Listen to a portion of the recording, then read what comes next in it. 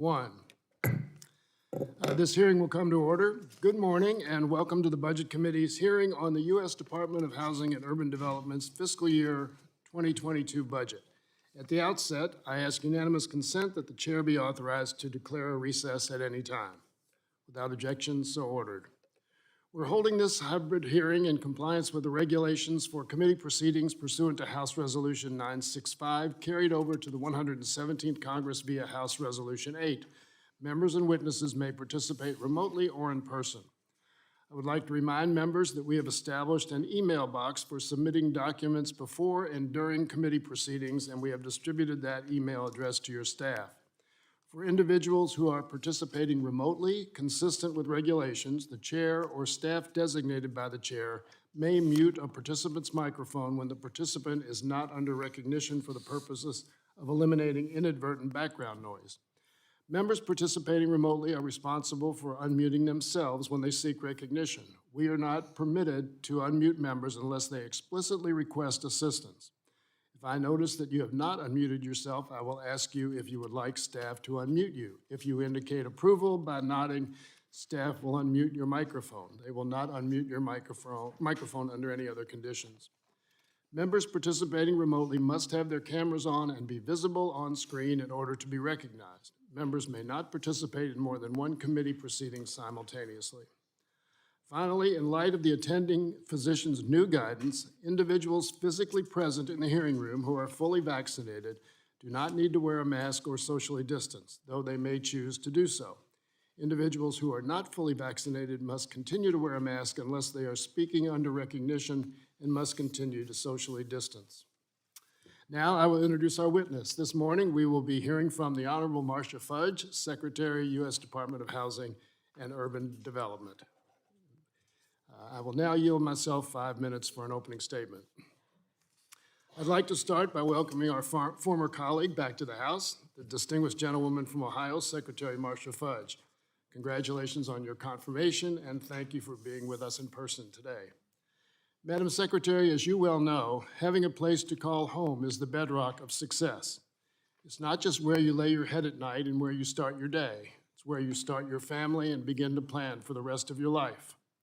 Ensuring that every American has access to decent housing, to homes that are stable, secure, sanitary, and safe, should be a national priority. Instead, it has become a national failure.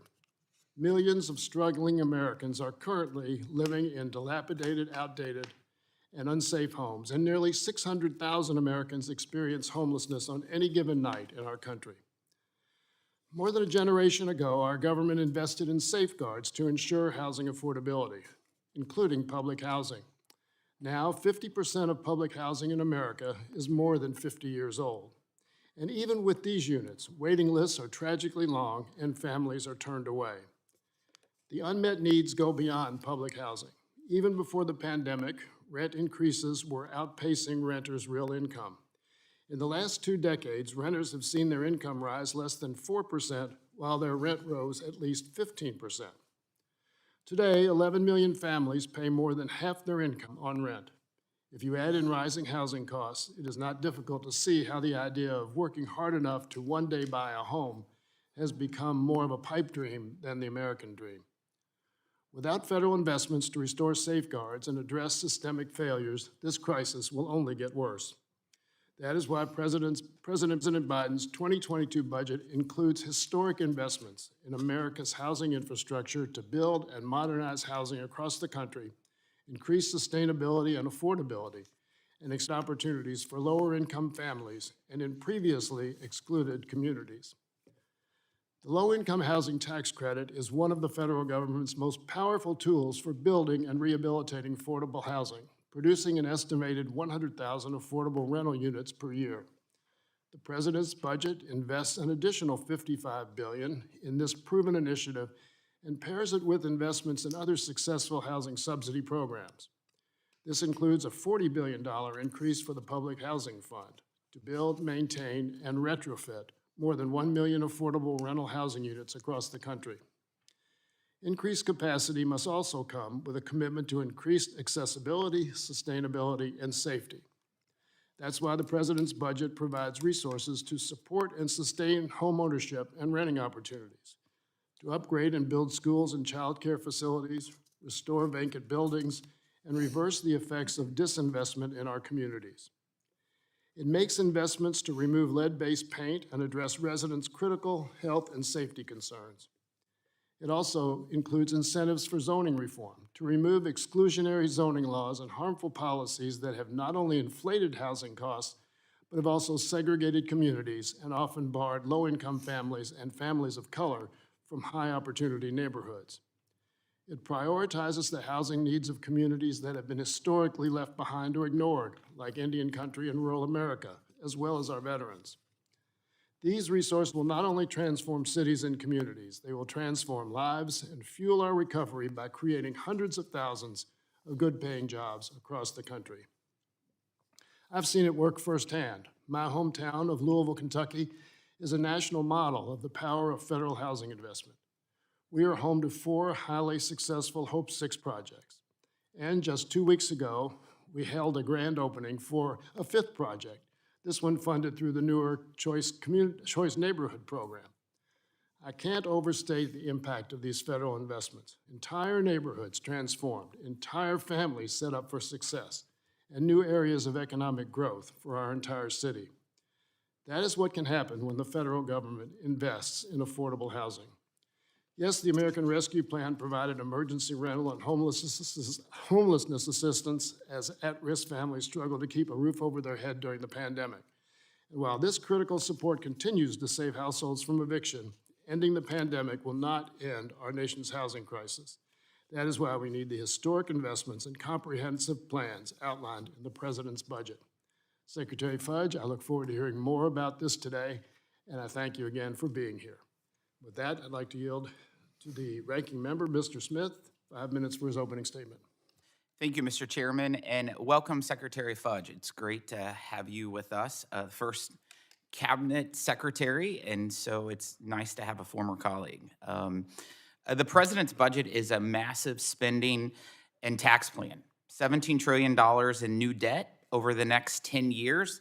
It taxes Americans to the tune of $55 trillion. The President breaks his promise not to raise taxes on American families who make less than $400,000. Under this budget, in 10 years, America will pay more to settle the interest on our national debt than it costs today to take care of our seniors on Medicare. It will also cost more than our entire national defense budget, and 15 times more than the HUD budget. But it's not just this explosion in federal spending and debt that concerns America's working class. It is the increased command and control over their lives and livelihoods by Washington Democrats, people who have never appeared on a single ballot, but which the Biden administration wants to give undue influence over some of the most personal decisions in our lives, like where and how we choose to live. Already we are seeing the effects of the President's policies, the high prices Americans are facing at the pump and in the checkout line due to rising inflation. For your department, Madam Secretary, the Biden administration has requested more than $68 billion.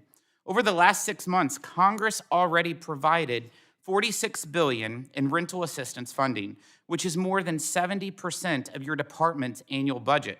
And yet the administration cannot show how much of that money was actually used to repay rent during the pandemic. This is a startling lack of accountability for such an immense sum of money. The budget gives HUD a 15% raise. I would note at the same time, it flatlines Homeland Security funding during a crisis at our southern border. Since January, we've had over 700,000 migrants attempt to illegally enter the United States, more than the number of people in the entire state of Wyoming or Vermont. America is a generous nation, but we must ensure that public resources go to Americans in need before illegal immigrants. That is why it's alarming to hear that HUD is not requiring applicants to provide Social Security numbers for emergency housing vouchers. With thousands of homeless veterans struggling for help in our country, it's unacceptable to think that this administration would put illegal immigrants over the men and women who served our country. Congress has some work to do as well. Right now, almost every program at HUD is operating under long expired congressional authorizations. Democrats have been in the majority for over 900 days, and during that time, Congress has failed to reauthorize a single program at HUD. In fact, the Financial Services Committee has conducted 17 full hearings this Congress, and none of them have addressed reauthorizing any of these programs. We cannot identify waste, fraud, and abuse in our federal programs if Congress fails to do its most basic job. These failures also contribute to making the web of programs that HUD administers more complex and costly over time. After reading this budget, one thing is clear. President Biden is not focused on the concerns of the working class, even when it comes to housing policy, while gas and food prices are going up as a result of the president's policies. This budget has an $800 million subsidy for Green New Deal projects. The working class cannot afford to wait while President Biden puts solar panels on their houses. The cost of living is going up right now. They want a budget that helps them support their families, drives up wages, and restores economic security. I'm sorry to say this budget for HUD falls short for the American people. I yield back, Mr. Chairman. Thank you, Mr. Smith, for your opening statement. In the interest of time, I ask that any other members who wish to make a statement submit their written statements for the record to the email inbox we established for receiving documents before and during committee proceedings. We have distributed that email address to your staff. I will hold the record open until the end of the day to accommodate those members who may not yet have prepared written statements. Once again, I'd like to thank Secretary Fudge for being here this morning. The committee has received your written statement, and it will be made part of the formal hearing record. You will have 5 minutes to give your oral remarks, and you may begin when you are ready. Thank you very, very much, Mr. Chairman, Ranking Member Smith, and the distinguished members of this committee. Certainly, I miss being here with you, but I have other work to do. So thank you so much for having me here today. I just want to say that the Biden-Harris administration has put forth transformational investments, which the public very much support. Even before the onset of COVID-19, nearly 11 million families spent more than half of their incomes on rent. The pandemic has only made that situation worse, especially for communities of color and people of modest means. The president understands we must take bold action to address America's affordable housing crisis. That is why President Biden has proposed a budget for fiscal year 2022 that requests $68.7 billion on behalf of the Department of Housing and Urban Development. This amount represents an increase of $9 billion, or 15%, from HUD's enacted funding level for fiscal year 2021. The president's budget would greatly strengthen the social safety net for the most vulnerable among us. It contains $3.5 billion to provide housing and supportive services to Americans experiencing homelessness, including young people and survivors of domestic violence. The president's budget requests $30.4 billion for HUD's Housing Choice Voucher Program. And if enacted, it would deliver potentially life-changing assistance to an additional 200,000 households.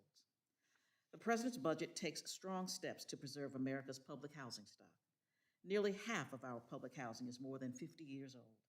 Many properties face major capital needs. This is not just a safety issue, but an issue of racial justice, as people of color represent more than 70% of Americans who live in public housing. That is why President Biden's budget invests $3.2 billion toward public housing capital funds to help dramatically improve the quality of life of those residents. And to further advance equity for underserved communities, the president's budget requests $723 million in Indian housing block grants.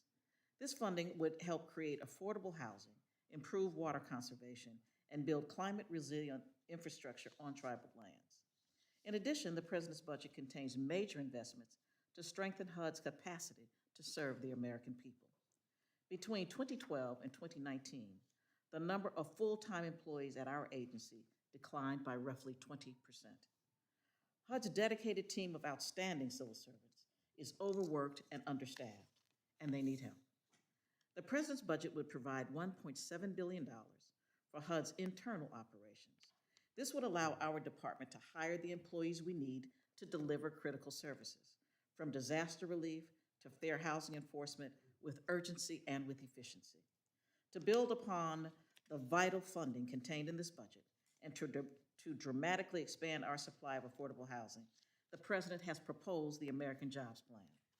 It represents a once-in-a-generation investment in our nation's infrastructure, including our housing infrastructure.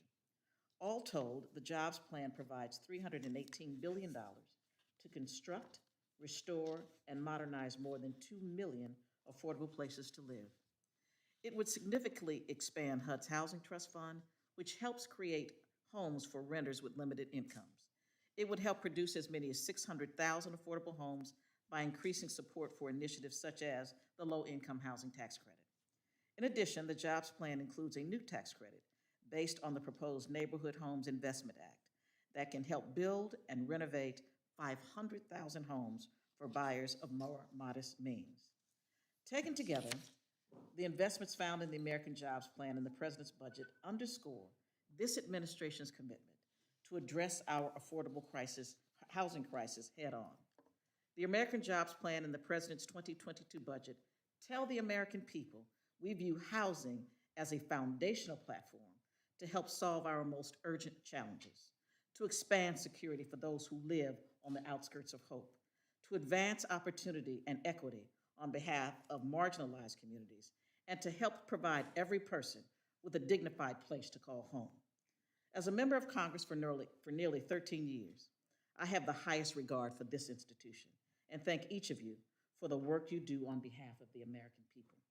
I look forward to working with this committee to ensure HUD acts as a responsible steward of the funding entrusted to our department and to help make housing for all a reality in America. And with that, I am happy to answer your questions, Mr. Chairman. Thank you very much for that statement. We'll now begin our question and answer session. As a reminder, members can submit written questions to be answered later in writing. Those questions and responses will be made part of the formal hearing record. Any members who wish to submit questions for the record may do so by sending them to the clerk electronically within 7 days. And now I recognize the gentleman from New York, Mr. Higgins, for 5 minutes. Thank you, Mr. Chairman, and thank you, Secretary, for being here. Just for context, the United States spent $6.5 trillion in 3 wars in the Middle East. None of it was paid for, and there was no economic growth that came to the American economy because of that so-called investment. But we did pay a price. 7,036 United States soldiers were killed in those wars in Iraq. Today, the Taliban is growing their influence. In Afghanistan, 20 years ago, we took the Taliban out after 9/11. Iran and the Shia militias own Iraq today. So the reason why this is relevant is for context and the contrast between what the President's budget offers in the renewal of America as a powerful force for good in urban and city renewal. You represented Ohio's 11th district proudly for many, many years. I represent Buffalo and Western New York. This pandemic exposed a lot of the fragility, the vulnerability of the American economy and American society, particularly for people of color. And this bill, your budget, $68.7 billion, a $9 billion increase, is what we need. The Neighborhood Homes Investment Act is a 35% tax credit for the construction and renovation of over 500,000 homes in this country over the next 5 years. Too many times in Washington, we are confronted with a false choice. People will make the distinction between Wall Street and Main Street. What this bill does, it addresses the thing that's been forgotten for the past 50 years, and that's the neighborhood streets, where the homes are, where people live and struggle every single day. So I just want you to continue to advocate for your budget and commit to helping me rebuild my community of Buffalo and Western New York and Niagara Falls, much like you were committed to Ohio's 11th district in the many, many years that you served there. Thank you very, very much, Mr. Higgins. And let me just say that the thing that is so outstanding about this budget and the jobs plan is that finally, as a nation, we are investing in people. We invest in many, many things. We invest in brick and mortar. But today and going forward, we are investing in America's people. The ranking member talked about working class people. I come from a working class family. I talk to working class people every day, and they are finally feeling some hope about what we, the people who represent them every day, me at HUD and you here, will do to change their lives. And so I thank you, sir, and you have my commitment that I will work with you in any way I possibly can. Gentleman yields back the balance of his time. I now recognize the ranking member, Mr. Smith, for 10 minutes. Thank you, Mr. Chairman. Madam Secretary, I will start with an issue back home in Missouri with College of the Ozarks, disputing a recent HUD directive which would force schools to violate their religious beliefs by obligating them to open their dorm rooms and shower spaces to members of the opposite sex. The directive, based on President Biden's reinterpretation of the word sex in an executive order signed in January, requires entities subjected to the Fair Housing Act not to discriminate based on gender identity. As such, and since dorms are considered multifamily housing under HUD's purview, HUD could bring enforcement actions against faith-based colleges like the College of the Ozarks in Branson. Madam Secretary, do you believe the College of the Ozarks dorm and bathroom policies, based on strongly held religious beliefs, place them in violation of HUD's directive? Thank you for the question, Mr. Ranking Member. What I do believe is that it is the law. The Bostock rule from the Supreme Court says it is the law, and I am sworn to uphold the law. So you're also sworn to uphold the Constitution of free speech? Correct. And so can you commit to me here today that HUD will not violate the First Amendment rights of faith-based private institutions by enforcing this directive? What I will commit to you, sir, is that we will not violate anyone's constitutional rights. That's good to hear, Madam Secretary. So it looks like College of the Ozarks is good. As I'm sure you are aware, over 700,000 migrants have illegally crossed our border since January, more people than the entire population of Kansas City, Missouri. However, despite talk from the White House, there has been little action to address the overwhelming border crisis.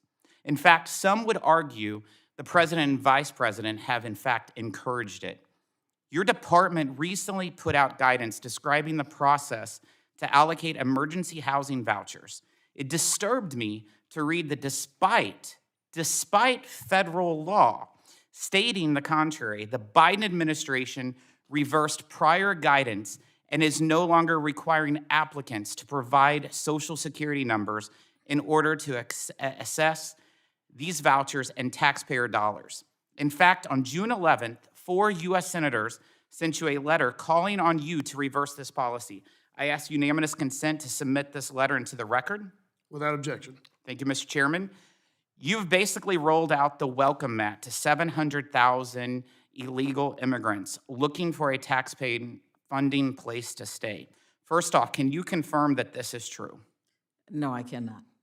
So you did not have a directive that you no longer have to use Social Security numbers to apply? No, what it says is that we have time to do it. What we are doing, sir, so that it is characterized properly, is when we find homeless people, we do give them vouchers, but we then do check.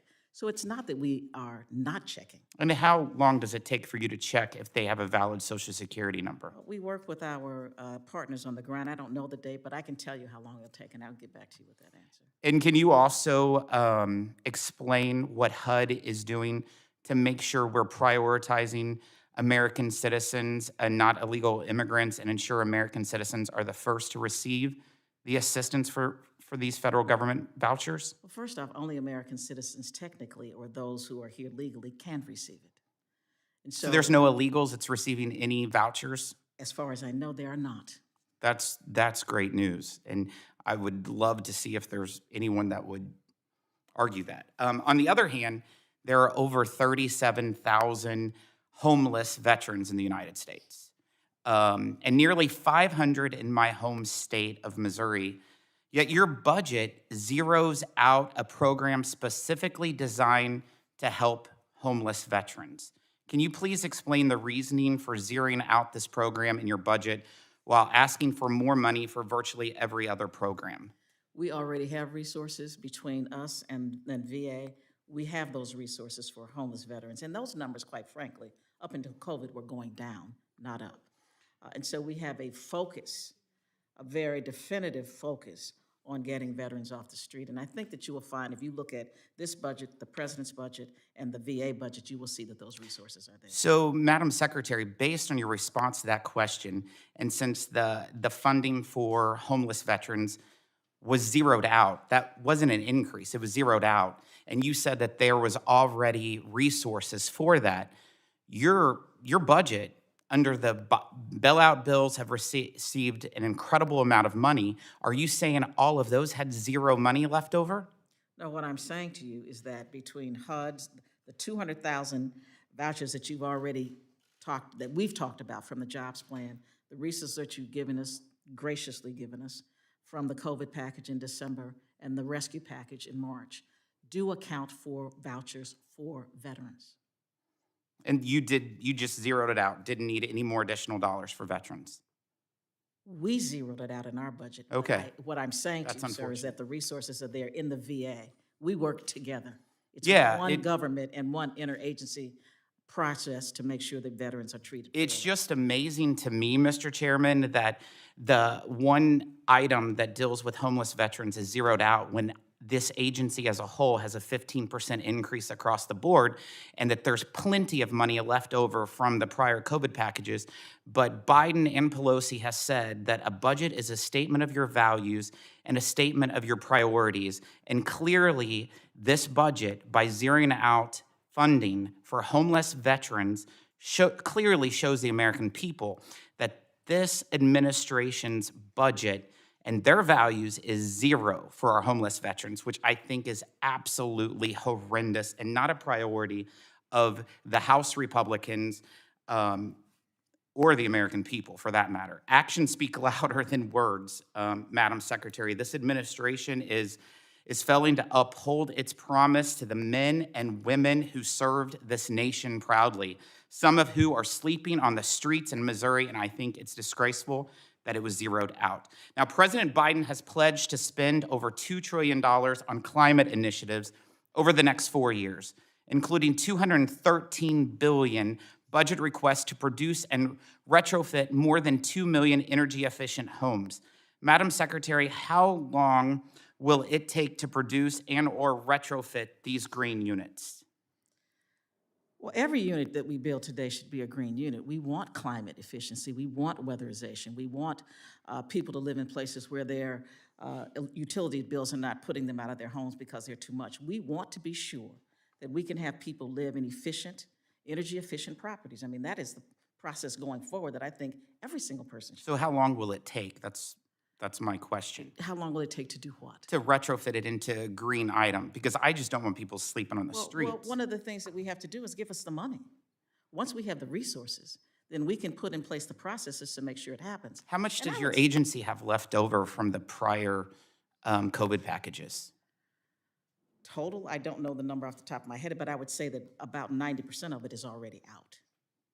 So it's interesting because according to CBO, in the Biden bailout bill in February, there was $5 billion for homeless assistance, and zero was going to be spent in the year 2021, and the rest was going to be spent the Sir, that is 2022 and after. absolutely not accurate. This is what the Congressional Budget Office. That was in February, we're in June.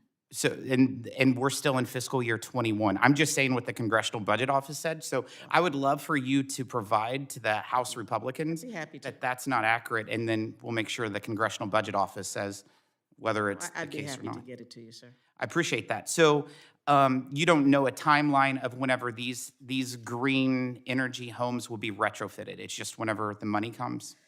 Well, certainly you have to plan. You know, we can't just say to people, oh, we have $1 million, go find something to do with it. We are very good stewards of taxpayers' dollars.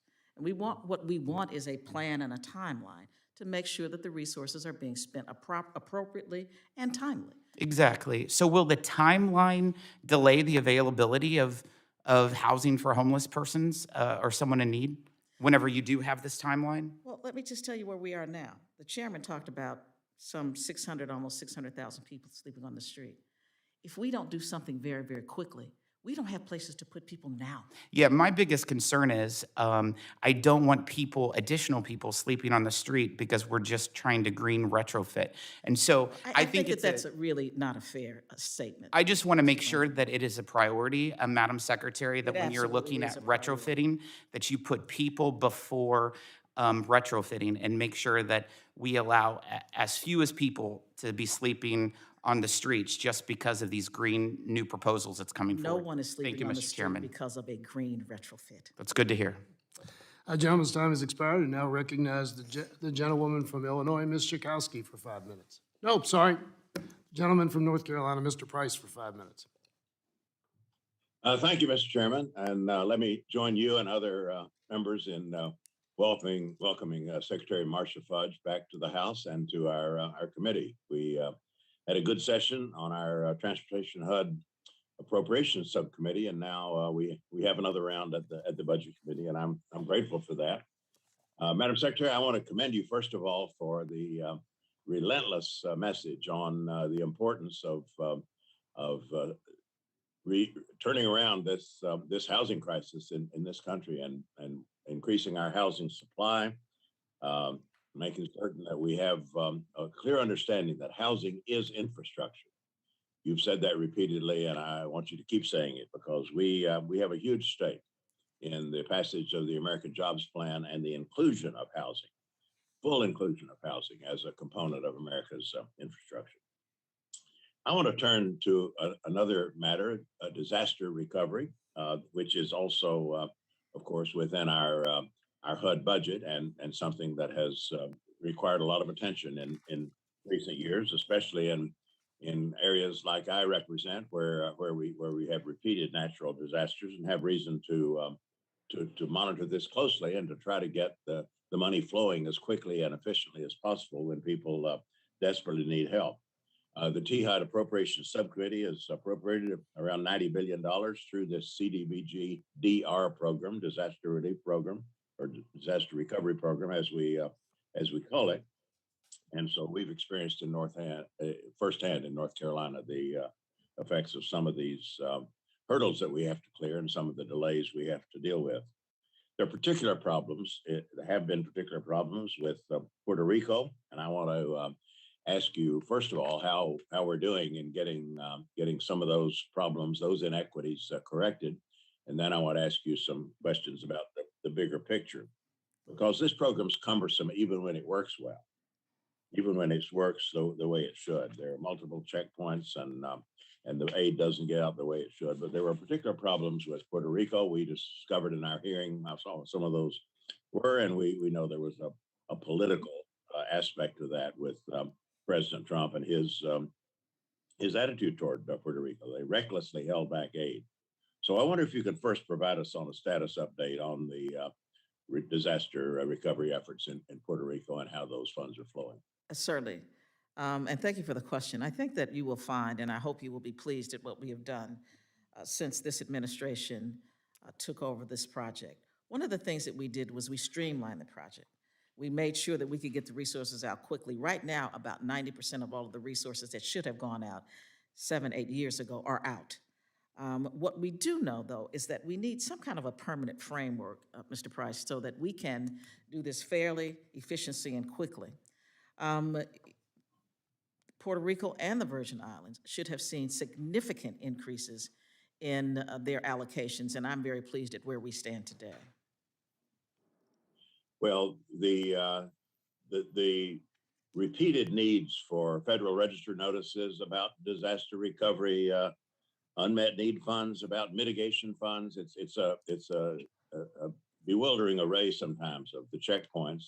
We did pass an authorization, as you well know, in the last Congress, Right. an authorization of that DR program in the House, and it certainly would help if we could have an authorization. I understand that, and that one is on us. Um, the I wonder if you have anything to say though about the Puerto Rico situation in particular. What has this administration specifically done to expedite that flow of funds and the help where it's needed? I have personally spoken with the governor. I have spoken with the representative here. We have come to a very good place as to how we move forward. Again, we have removed the person who did oversight because we thought that that was a clog in the process. And so we are moving very, very rapidly to be sure that we are providing not only the resources, but the technical assistance they need. And in my last conversation with the governor, he was very pleased at our progress. All right. Well, that's good to hear. We do want to monitor that carefully along with you and to I visited the island many members over the last few years since those devastating storms have had concerns about this, and so we do want to make sure that's expedited and then understand also that this is part of a larger problem of the the CDBG-DR money in many ways is the most flexible money we have. So that's a good thing, and that category is there for a reason. But we defeat some of the purpose if we have it too entangled in bureaucracy. So we appreciate your commitment to working that out. Thank you very much, Mr. Chairman. Gentleman's time has expired. I now recognize the gentleman from Pennsylvania, Mr. Smucker, for 5 minutes.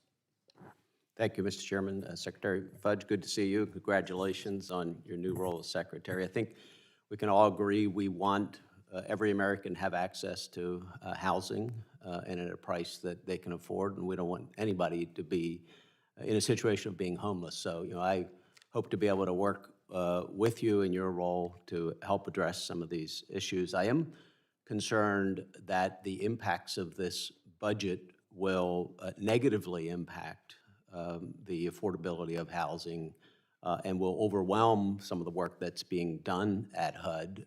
We're seeing massive new spending at a scale that we haven't seen before, which is clearly resulting in, due to expansion of the money supply to support that spending, inflation. And I don't think it's going to be short term. I think we will see sustained inflation like we haven't seen in decades as a result of the policies of this administration, which will make housing more unaffordable and will make individuals' dollars less able to provide for their needs. Are you concerned about how inflation will impact the affordability of housing?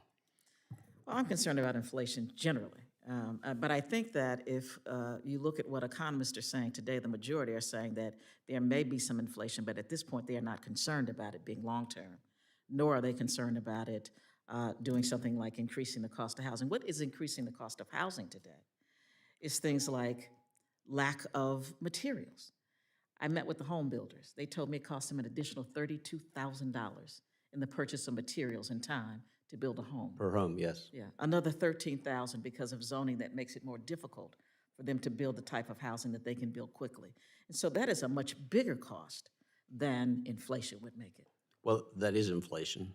The price of lumber going up 300% Some of it is as a result of inflation. COVID, that they don't have the materials. Yeah, I mean, I'm hearing exactly what you are, and it's making homes that much more affordable for so many more American families.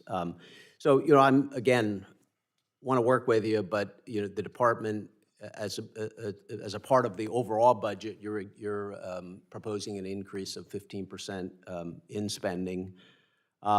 And I'd like to hear how you intend to address the operations of the department. As I'm sure you know, in September last year, the GAO found that at HUD, there are 20 different entities administering 160 programs.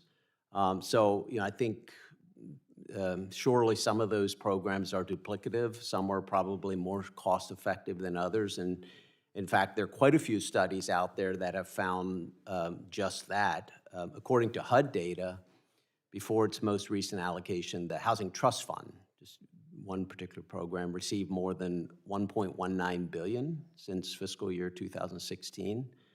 Yet through February 2021, more than 2/3 of those funds remain undispersed.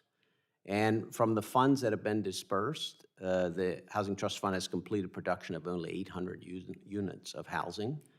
So that's a 5-year production rate. That would equate to one completed unit of housing for every $1.5 million in the fund. Your budget, as I mentioned, not only is 15% increase, but requests $45 billion over the next 5 years for the Housing Trust Fund. Could you please justify why you need more dollars for this fund when it has such an inefficient track record? Well, I think that you've kind of hit the nail on the head, and I agree with a lot of what you're saying, but let me just be clear about this. All the programs that HUD runs have been authorized by this Congress. I didn't make them up. You know, I think that it is time for us to take a look. I don't disagree with you at all. I think it is time for us to see if we can be more efficient, if we can be better, and so I'd love to work with you with that. So what plans do you have to create more efficiency in that particular program or in others as well? Well, I think that probably maybe sometimes people don't really understand what the Housing Trust Fund is for. Yes, it assists in building houses, but the primary purpose is to bring down the cost of housing. It is to be it kind of fills the gap for what a house would cost and what we can, how we can make it affordable. So Well, as if the houses are- primary purpose is to bring down the cost of housing, Well, at this to point, build and to it's bring down dramatically the failing cost. at that, yeah. Well, no, that's really what it is for. And so we put the resources into the trust fund in order to make housing affordable. It is specifically directed at low-income and moderate-income people. That is what the program is for. And I think that for the most part, I can't speak to what happened before I came, but for the most part, we are on track to do what is necessary to be done. And as it relates to how you talked about our staffing, which I'm so pleased that you did. In 2019, we went down to 6,000 staff, lower than it has ever been. At one point in this country, housing made up about 7% of the budget. It is less than 1%. So then when we sit and wonder why our public housing is so bad, why there has not been any real investment in new housing, why the housing is in the shape it's in, because we've disinvested. We have not kept up for decades with what we should be doing to make public housing decent, to build new housing. We are 11 million houses short of where people need to live today. And so at some point, we have to say to ourselves, do we really want to make this better? Or we want to just keep putting Band-Aids on it? This budget wants to make it better. Thank you, I'm out of time. Gentleman's time has expired. Now recognize the gentlewoman from Illinois, Ms. Schakowsky, for 5 minutes. Thank you so much. And thank you, Madam Secretary, for being here. It was a pleasure to serve with you. And now it's such a pleasure to see you in this position. So I am very concerned because at the end of this month, which is coming up, the CDC extension on the moratorium on evictions ends. I was relieved when the HUD moratorium ended in March that the CDC came through with one. I wanted to ask you, what is the plan? Because it's forgiveness, it's not forgiveness of the money that's owed. And so what is the plan for all the people now who have this accumulated amount of money that they owe to the landlords, and what's going to happen to the landlords? First off, thank you. It's good to see you. So good to see you. As you know, the CDC is the entity that actually issues the moratorium, and I do know that they are having some discussions. I don't know at this point what the outcome is going to be, but I know what we need to do right now is to be sure that our communities, and I've had many, many conversations with mayors and others, get the resources out. There is a bottleneck because when the resources were sent out, there was no technical assistance, no direction. And so we send money to these communities through the Treasury. And the Treasury at the time did not have the capacity to tell them how these funds should be and could be used. And so they didn't use them. And so now what we are seeing, now that they have the kind of direction and technical assistance that we have been giving, the resources are coming out much quicker. But we need to get that $45 billion through the system so that the landlords can be paid. I mean, I think that certainly we need to bring in landlords more and have conversations with them about how these resources can be helpful. But I do think that you will see that the numbers are coming up significantly, exponentially, month by month, now that people understand what the process is, and of course, the urgency of June 30th. So is that amount of money sufficient to actually prevent people from being left on the street now, that they could be evicted at this point? Well, I would say this. It is sufficient enough to keep people from being evicted on June 30th if the money gets through the system, because it can bring most people current, whether they be renters or whether they have, or whether they're homeowners. But I just do believe that we have to make sure that every community, and especially rural and smaller communities who are having the most difficulty, because most of them don't have the kinds of staffs to be able to take in these resources and don't have the capacity within their structures to get these resources out. So we need to really put more time and attention toward the smaller and rural communities, because that's where a lot of this is lacking, because they just don't have the capacity to do it.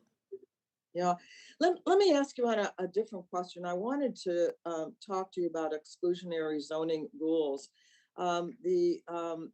We heard from Deputy Secretary of the Treasury, Walter, how do you say it? Adiyama, I think is what it is. That this is a problem, and I wondered if you could just discuss that a little bit about exclusionary zoning rules.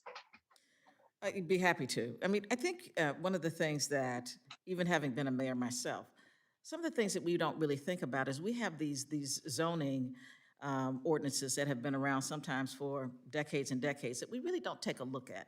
So maybe what we need to do is stop and have a conversation about how exclusionary zoning rules are making it more difficult, not only to build new housing, but for people to move to communities that they can afford to live in under normal circumstances without the additional cost.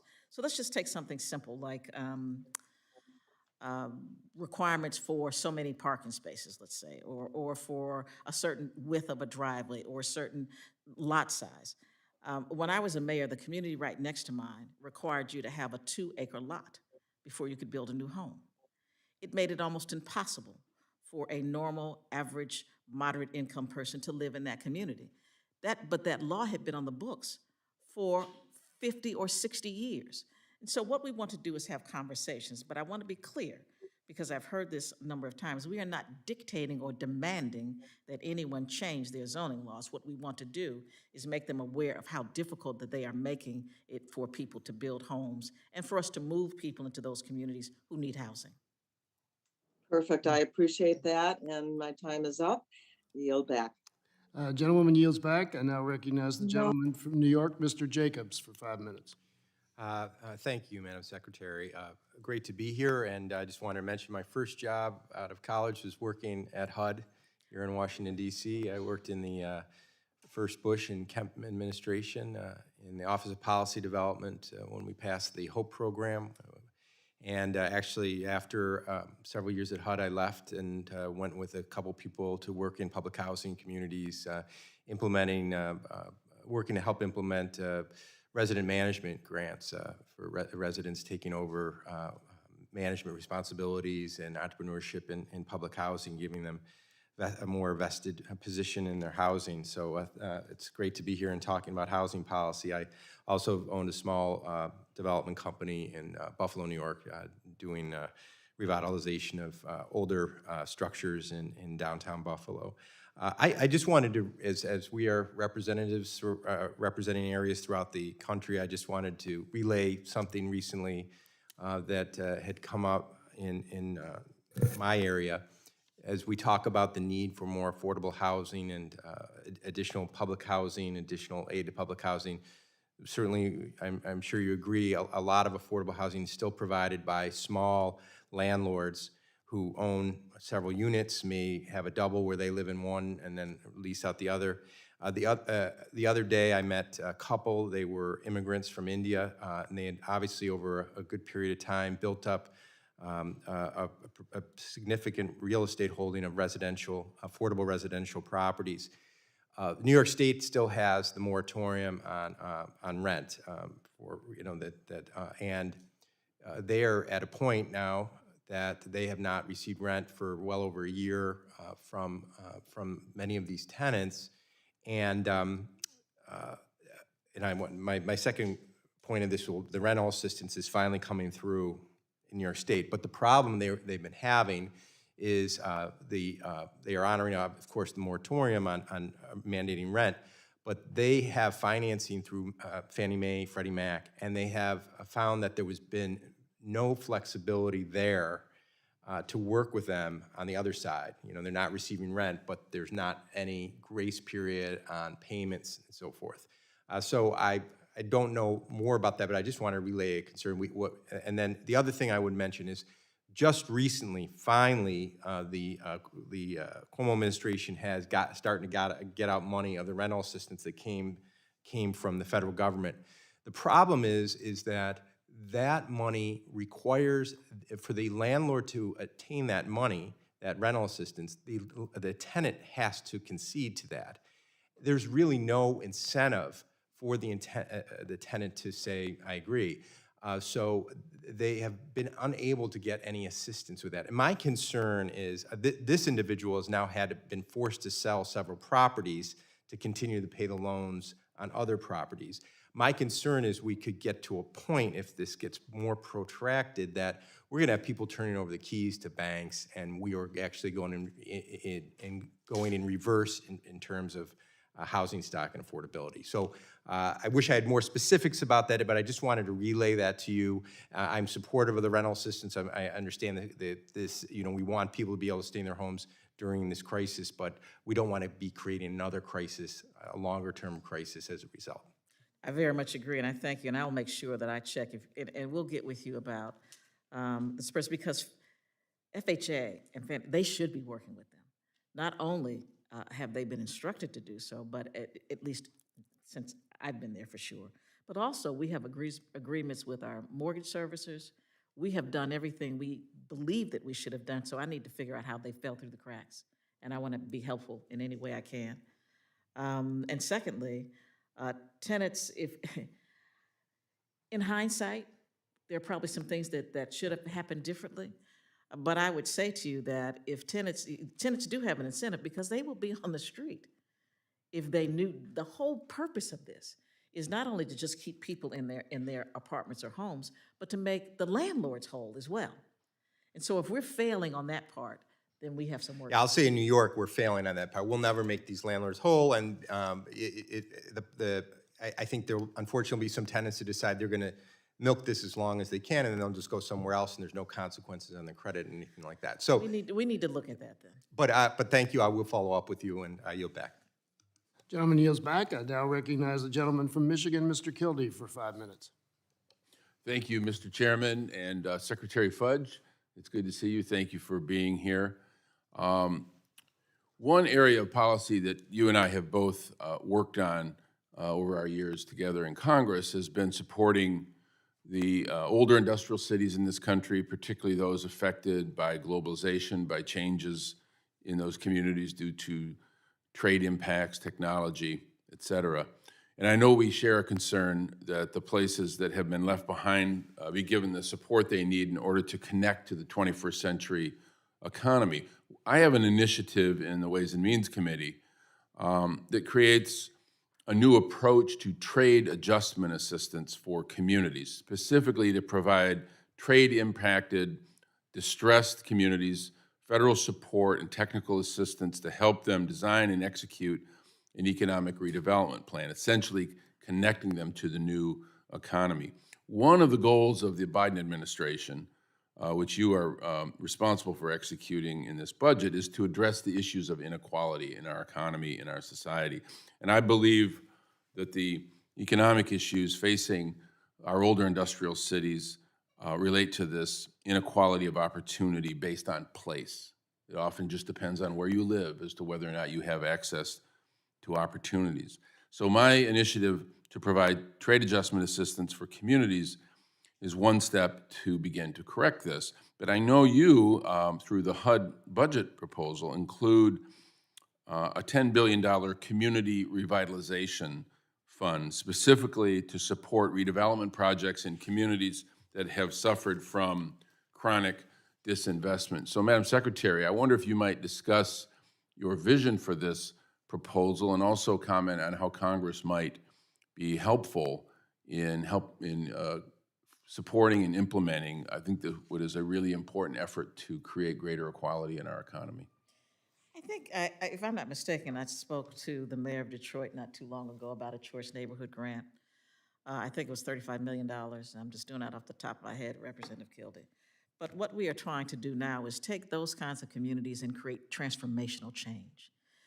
For them to get a $35 million grant, a one-time 35, at one time, the planning that went into their project, the way that it is going to be executed is going to be transformational, and I promise you that it is going to make other communities realize what the federal government can do when we have the will to do it and make it happen. As it relates to the revitalization fund, the fund would provide about $500 million in planning grants, which is something that communities, especially smaller communities, do not have the capacity to do. So we're going to make sure that the planning is done, and then we're going to provide about almost $10 billion in implementation funds for these community investment projects. So I think that you'll see, once we can get through this process, and if in fact this budget and the President's jobs plan is approved, you'll see a significant difference in the resources that are going to be available to do the things that you're talking about doing. And I'd love to see your plan, quite frankly.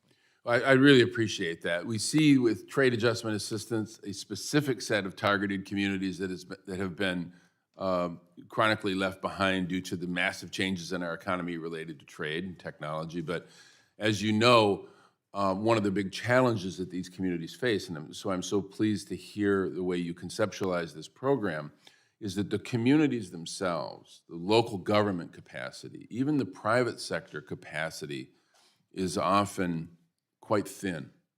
And of course, we have this expectation that all communities need is the resource. They do need financial resources, public and private capital.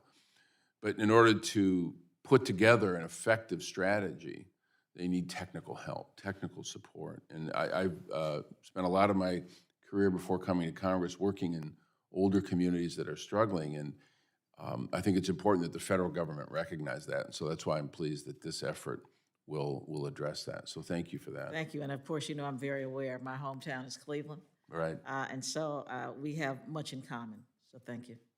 Thank you. Madam Secretary, thanks for your work. Mr. Chair, I yield back. Gentleman yields back. I now recognize the gentleman from Texas, Dr. Burgess, for 5 minutes.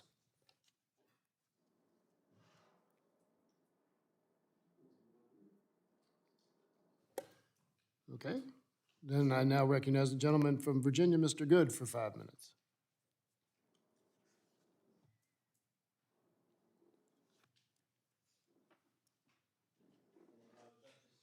Okay.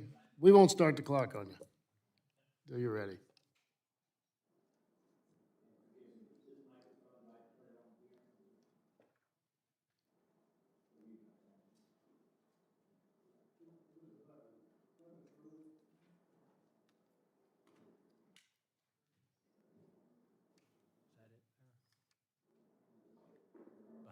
There we go, right behind me there. Thank you, Secretary Fudge, for being with us. Thank you, Chairman, for recognizing me this morning, and appreciate all of my colleagues' input as well. Secretary Fudge, earlier the ranking member mentioned the Biden-Harris border crisis in his remarks, and I wanted to follow up on that and to reiterate what he asked about. I think it's safe to say the Biden agenda is in shambles in many ways, and particularly as it pertains to the disaster at the border and the failure to enforce our existing immigration laws. HUD recently issued a guidance stating that the agency is not requiring applicants to provide Social Security numbers with the submission of their emergency housing voucher applications, which is in violation of existing law. Obviously, this will act as an incentive or a further incentive for more illegal border crossings. And while the so-called border czar, Vice President Harris, has timidly asked illegal immigrants not to come across the border, the policy of this administration, in fact, welcomes illegal immigrants with open arms, seeks to accommodate and facilitate those crossings, whether instead of preventing those. And these policies will further overrun our public housing system. Secretary Fudge, Vice President Harris's failure in leadership as border czar has directly resulted in your department being forced to prioritize illegal immigrants over Americans, American taxpayers. Do you plan on confronting her for her failure of leadership in this regard? First off, sir, let me just be very clear. I am not going to allow you to continue to be dishonest about what we are doing. I represent HUD. I don't represent Homeland Security. I represent HUD. And I have said, and I said to your ranking member, and I will say to you, sir, we are not, have not, and will not prioritize illegal aliens of any kind over American citizens. And I very much resent that you continue to say it. Well, if American citizens have to provide Social Security numbers to apply for these vouchers, and illegal aliens do not, how is that not prioritizing illegal aliens? It is not that they do not. I have said, and I will repeat myself, that they are required to provide information. The public housing authorities. Excuse me, what you said was that they could get the voucher, and then they're supposed to provide the Social Security number later at some point in time, and you didn't give a point. When is the requirement they would have to do that by? And how long does it take? You didn't have an answer. You didn't have an answer for us on when they would have to provide that Social Security number after receiving the voucher, and how long that would take. And I said I would get back to you with that number. But so it seems like we are providing the voucher first without the Social Security number, but then we're saying they've got to get back to us with the Social Security number. What was the rationale behind HUD's guidance to make these housing benefits less secure by not requiring in advance, in order to receive the voucher, the Social Security number for these applicants? I don't believe that they're less secure. To not why would someone not be able to provide a Social Security number at the time of application? That is a process that is put in place by our public housing authorities. I don't know. I said I Is would there get any back to you. reason why a person who has a Social Security number would not be able to provide that at the time of application? Absolutely. Do you know homeless people don't carry around wallets? People who sleep on the streets. So don't you're often- they suggesting that, often have no identification at all. so will, Do you have a Social Security card in your pocket? I don't. I asked, can they provide a Social Security number? As I said to you, most homeless people have many issues. Besides being homeless, many of them have. Let me change gears with, emotional and mental excuse ill- me, mental let me change problems. gears for a moment, the remaining minute that I have. The president's budget requests over $800 million for climate initiatives pushed by the liberal elites and progressive Democrats. How do you think these climate priorities help hardworking families who are simply trying to put food on the table? Well, I think that they help because if you live in Louisiana or Mississippi or Alabama and you've been hit by a bad storm, you want to be sure that when you rebuild, that you won't be in the same situation again. As a former mayor, and you mentioned this previously, this budget proposes to use federal dollars to coerce local governments into changing their zoning land use and development policy and regulation, most egregiously through the AFFH initiative. Federal law actually prohibits the conditioning of grants on a state or local government adopting, continue, or discontinuing any public policy, regulation, or law. It's disappointing that this administration would propose this in spite of the laws. We don't have time for you to answer, but thank you, and I yield back, Mr. Chairman. Madam Secretary, would you like to answer that question? Or? No. Okay. Gentleman's time has expired, and now recognize the gentleman from Nevada, Mr. Horsford, for 5 minutes. Thank you, Mr. Chairman, Chairman Yarmouth. I want to thank you for holding this hearing. Secretary Fudge, it's great to see you. We miss you. And the Congressional Black Caucus is especially proud of your confirmation. I wanted to allow an opportunity for the record to be clarified. The ranking member implied, as he calls it, the Biden bailout bill, it's really the American Rescue Plan, does not fully support funding for veteran housing. However, the information that I have is that it's $2.1 billion in this current budget proposal, which is an increase of $335 million, or 14.5% from last fiscal year. So, Madam Secretary, can you talk about the coordination between HUD and the VA in the allocation of this investment of more than $2.1 billion of funding? Thank you so very much for allowing me the time. There are currently 22,000 veteran vouchers that are unused and still available. That is why we did not necessarily need to put in the budget the increase. The resources are there. We're just not asking for any more at this stage because we have vouchers available and the VA has vouchers. The problem is, Mr. Horsford, is that for some time, just as with HUD, VA over the last 4 years also did not have the capacity to make sure that we got the vouchers out. And so now that is happening because people are put in place to make sure that happens. Thank you. And also, several of my colleagues on the other side have criticized the programs of the Housing and Urban Development, despite the fact that most of their criticism is of the former HUD Secretary, Ben Carson, and the prior administration. And so I would just urge them to take responsibility for their own actions of what they did to weaken HUD during the prior administration. Madam Secretary, you recently spoke in an interview about the role that student loan debt plays in limiting homeownership for Black people. Black people are especially impacted by student loan debt, while 29% of bachelor's degree recipients in 2016 graduated without debt. Only 14% of Black graduates were able to do so. This debt keeps people from saving up for a down payment and qualifying for home loans. The racial disparity in home ownership and education is evident, as the home ownership rate for Black people who graduated from college is only 3.2 percentage points higher than that of white high school dropouts. So obtaining an education should open doors and improve quality of life, not put up barriers from building wealth for themselves and future generations. So how does the requested budget support HUD's efforts to increase Black homeownership, and what specific tools within HUD currently exist to promote and support home ownership as a part of infrastructure in our country? The first thing about home ownership is we have put in this budget $100 million to assist in first-time homeowners. And what we have found, and I'm glad you mentioned the student debt piece, what we have found is that most people of color come out of school with student debt that amounts to almost $60,000, where non-people of color come out with less than half that amount. And what HUD has systematically done through FHA is weight that student debt higher than any other kind of credit.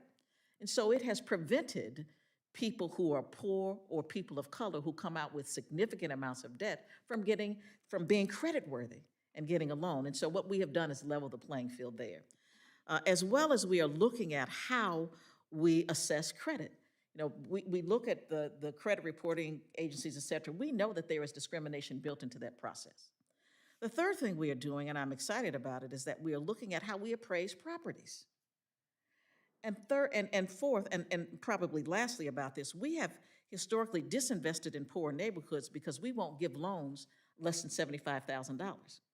So if you have a neighborhood that has a lot of housing that is empty, and you can get it for $20 or $30 or $50,000, we won't loan you the money to do it. And so what we have done is created blight by not investing in these communities and allowing people to buy these homes. So those are just kind of in a nutshell the things we're doing. Thank you, Madam Secretary. I look forward to working with you. We have a choice neighborhood in our district that I look forward to partnering with HUD on, and really appreciate your leadership. And I would just encourage my colleagues, let's work together for the American people. This is not a bailout bill. It's the American Rescue Plan. It's for all Americans. Your constituents benefit, Mr. Smith, just like mine. Thank you, and I yield back.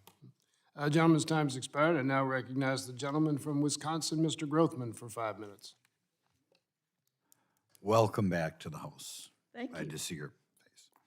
Okay, couple quick questions. I personally believe that people are coming here illegally, are winding up in low-income housing, but I'm going to ask you this question. As far as I can tell, about 70,000 people a month are crossing the border who we wouldn't necessarily want here or aren't picking, either on asylum claims or just on what they call gotaways. Will you acknowledge that when you're getting 70,000 people a month coming across the southern border, that part of the housing crisis, if we do have a housing crisis or a housing shortage, is because of those 70,000 people? No, sir, I will not acknowledge that. We had a housing crisis long before the border crisis. And secondly, I don't know how many people come across the border. Okay, well, if Kamala went down to or the vice president went down to the border, she could ask the Border Patrol and she'd tell them. They tell her.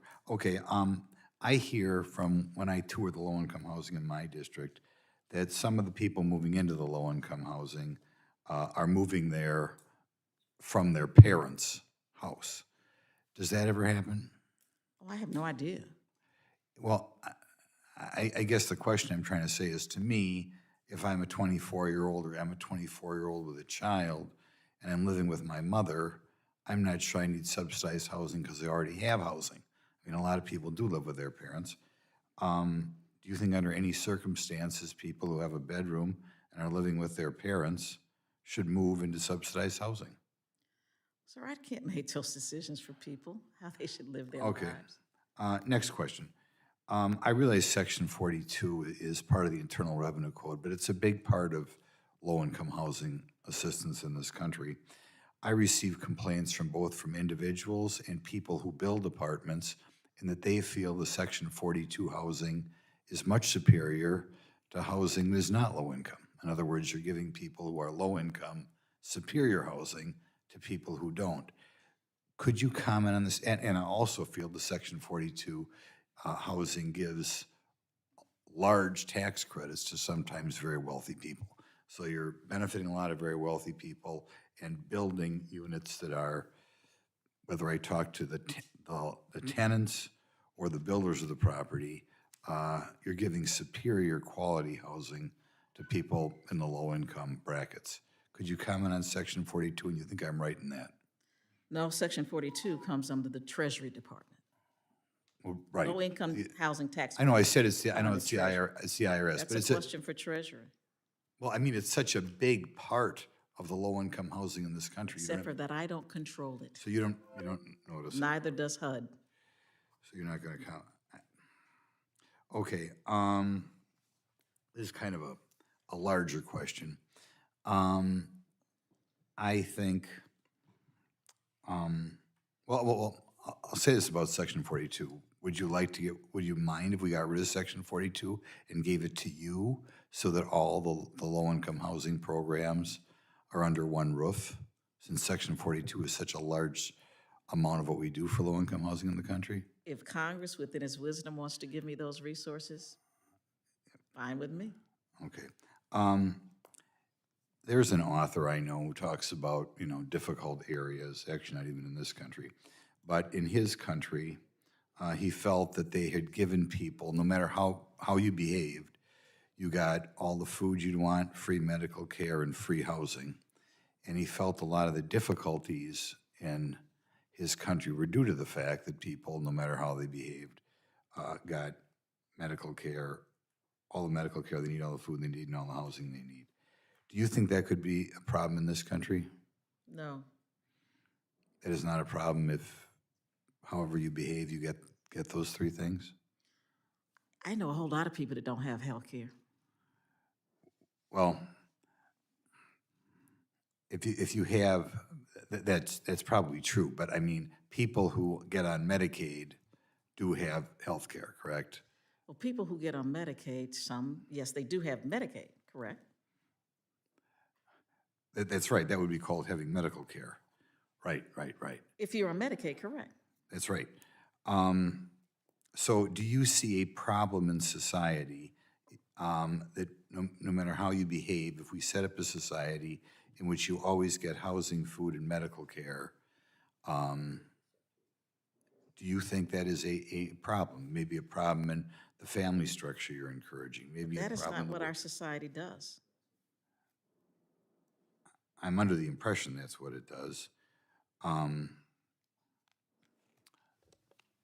Okay, I guess those are my questions, and I wish you'd think about them, because I think a lot of our problems in society stem from our safety net, and I think maybe the one that's administered worse is the housing part of the safety net, but thank you.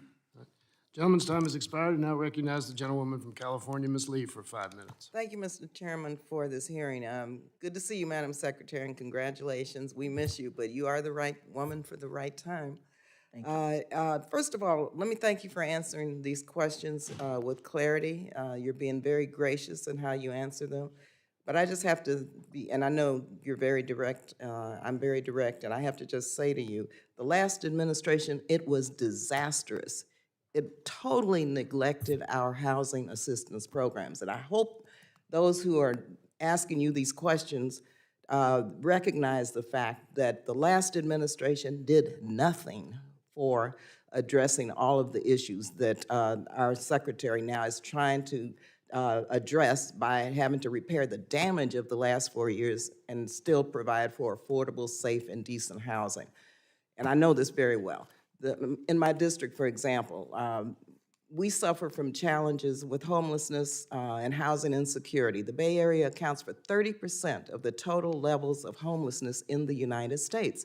We have the nation's highest rate of unhoused people at 73%. It grew exponentially during the last administration. This number has grown almost 4 times faster than the overall regional population. And so I wanted to ask you, just in terms of specific approaches HUD is taking to deal with specific challenges of high-cost areas and making sure that, and it's primarily people of color, don't face an unequal burden, the unequal burden of housing costs. And then secondly, again, because of the neglect, only 1 in 4 households eligible for rental assistance receive any help from the federal government, specifically Black and brown people. Almost 2/3 of renters with severe cost burdens are people of color.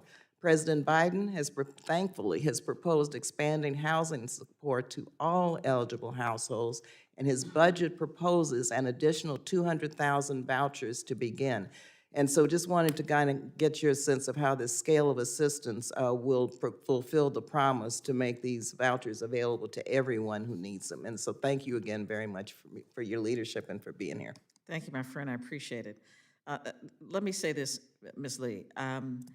California probably is doing the best across the country in dealing with this homelessness situation because they have, by far, the lion's share of homeless people. So one of the things that the mayors are doing right now, and I've talked to Mayor Breed and I've talked to Garcetti and mayors all across California, and they are taking advantage of the $5 billion that Congress allocated to create housing. So they are doing things like buying motels and hotels. They are finding ways to get homeless people out of congregate shelters. They are finding ways to get people on the street because they have done such a good job at identifying where they are, where we find them, what stakeholders work with them best. And so they are working with our on-the-ground stakeholders, and they are making tremendous strides, whether it's in LA or Santa Monica or Oakland. I'm really happy about what is happening there. It's a big job, and there's still much to do, but they started planning early. And so their plans are working now. Instead of what some of your colleagues are saying, we just throw money at people. They planned. You can't just take every dollar and just go out and just willy-nilly decide, oh, I'm gonna spend it here. It takes planning. And your communities are doing it very, very well.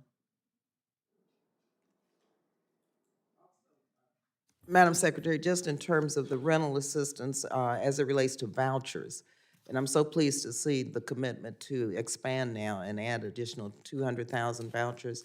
Have you all decided how to make sure that these vouchers are going to be spread around so everyone who needs them will receive them? What we're doing now is trying to make sure that instead of just using the formulas that we normally use, is to get them to the communities who have the greatest needs. And so you're not going to see a standard formula. We're going to start right now even transferring some of those vouchers now to places that are out of them already. And many of those places happen to be in California, quite frankly. But what we are also seeing is that the cost of housing in California is so high that it is creating problems just being able to get people into housing. Because the cost is just, the costs are rising so much, and we know this across the country. There's no place in this country today where a person making a minimum wage can afford a 2-bedroom apartment. Nowhere. And when you look at the continually rising cost of housing across this country, even though we have vouchers, it's still hard to place people because so many people will not accept the voucher. So it's kind of a catch-22 in some respects, but we are moving vouchers to places where we know they have used them and need more. Thank you very much. Thank you, Mr. Chairman. I have a lot of hope that finally we'll be able to address many of the structural issues as it relates to housing. Thank you, Madam Secretary. Gentlewoman's time has expired. Now recognize the gentleman from Georgia, Mr. Carter, for 5 minutes. Thank you, Mr. Chairman, and thank you, Madam Secretary, for being here. Appreciate your work here. Madam Secretary, Congress over the past 6 months has appropriated $46 billion in rental assistance. And I believe it was last month, Republicans on the Financial Services Committee wrote to the Treasury requesting an accounting of all emergency rental assistance funds that had been distributed. And the Treasury Department has not provided those figures to us. Now, I understand you're not with Treasury. However, this money was appropriated to ultimately end up in your department and to go for something that you have jurisdiction over, and that is rental assistance. Can you provide us with an update regarding how much of the $46 billion has already been provided to renters to settle back rent debts and protect renters from facing eviction?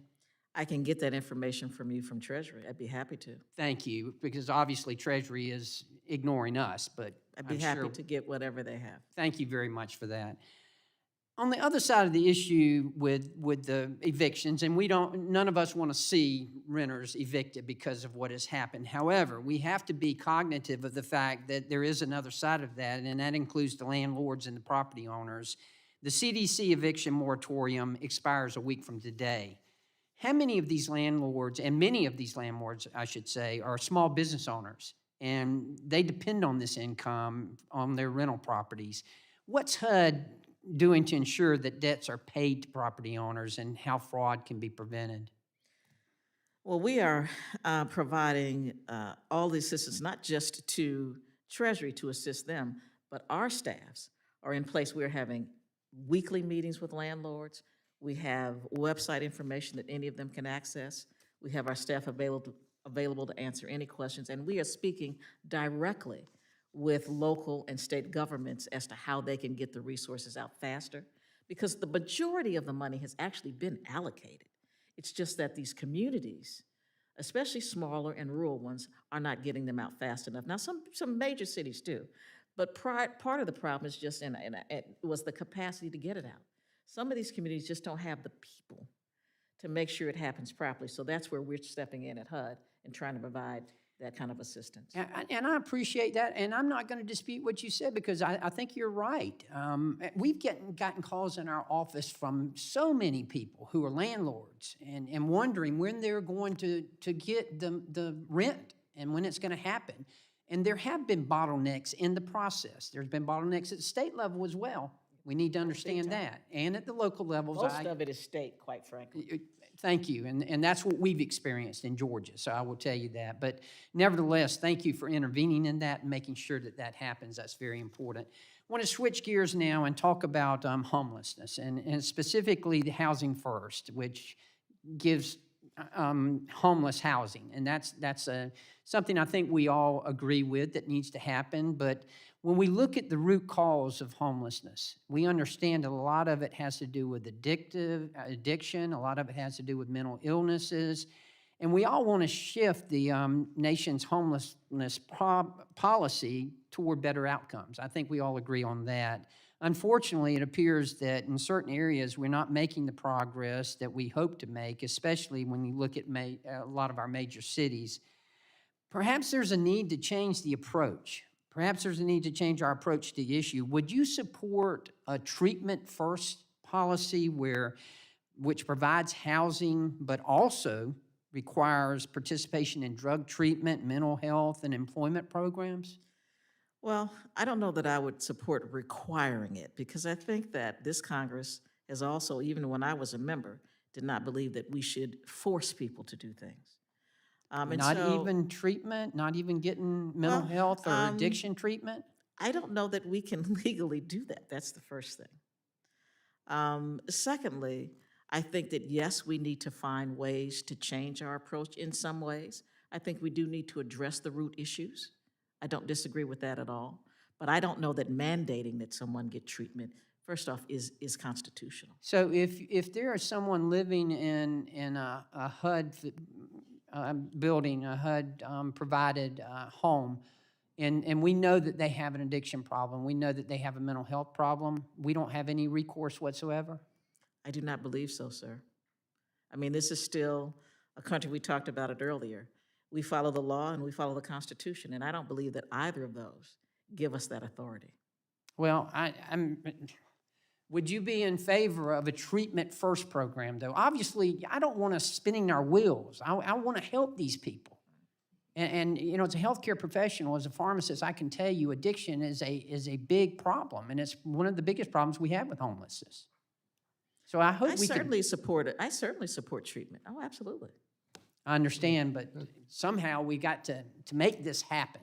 I don't want the heavy hand of government intervening either. However, I hope that we can work towards some kind of solution to help these people get the help that they need. I'm certainly happy to talk to you about it. I'd love for it to happen as well. Okay. Gentleman's time has expired. Now recognize the gentlewoman from California, Ms. Chu, for 5 minutes. Thank you, Secretary Fudge. It's so thrilling to see you appear before our committee. Thank you for putting forth a budget that reflects the tremendous housing needs facing our country. And it's no accident that both Congressmember Barbara Lee and I are asking about homelessness, because in California, it is a huge issue. And certainly in Southern California, it is. And in fact, despite moving more people than ever into permanent housing, the 2020 homelessness count in Los Angeles County, which includes my district, increased 13% year after year. Housing is becoming less affordable, and more of our neighbors are falling into homelessness each year than we can actually house. But there's still examples of progress, including in a city in my district, Pasadena, which has seen homelessness decrease by 65% since 2011, thanks to investments in permanent supportive housing. So I'm glad to see that the administration is requesting $3.5 billion for homeless assistance in fiscal year 2022, including $3.1 billion to increase funding for the Continuum of Care program, which is our main tool to reduce homelessness over the long term. Can you explain how you plan to invest this increase in Continuum of Care funding between renewals and new grants, and talk about the importance of the local partnership model in increasing homelessness, particularly in the wake of the COVID pandemic? Thank you so much. It's good to see you as well. We know that our Continuums of Care program funds do help us with this program. We could not do it without the assistance of people on the ground. And so what we are doing is giving grants, and in some instances, we are working with people who we know have a track record of being successful in addressing the homelessness issue. Because I think sometimes people also forget that when homelessness becomes a way of life for some people, these tent communities, et cetera, they become very entrenched in wanting to be homeless because that is their safe place. And so it takes people with real skill to help people get off the street. I mean, they literally create their own hierarchies of who runs it and what they do, especially with veterans because of their training.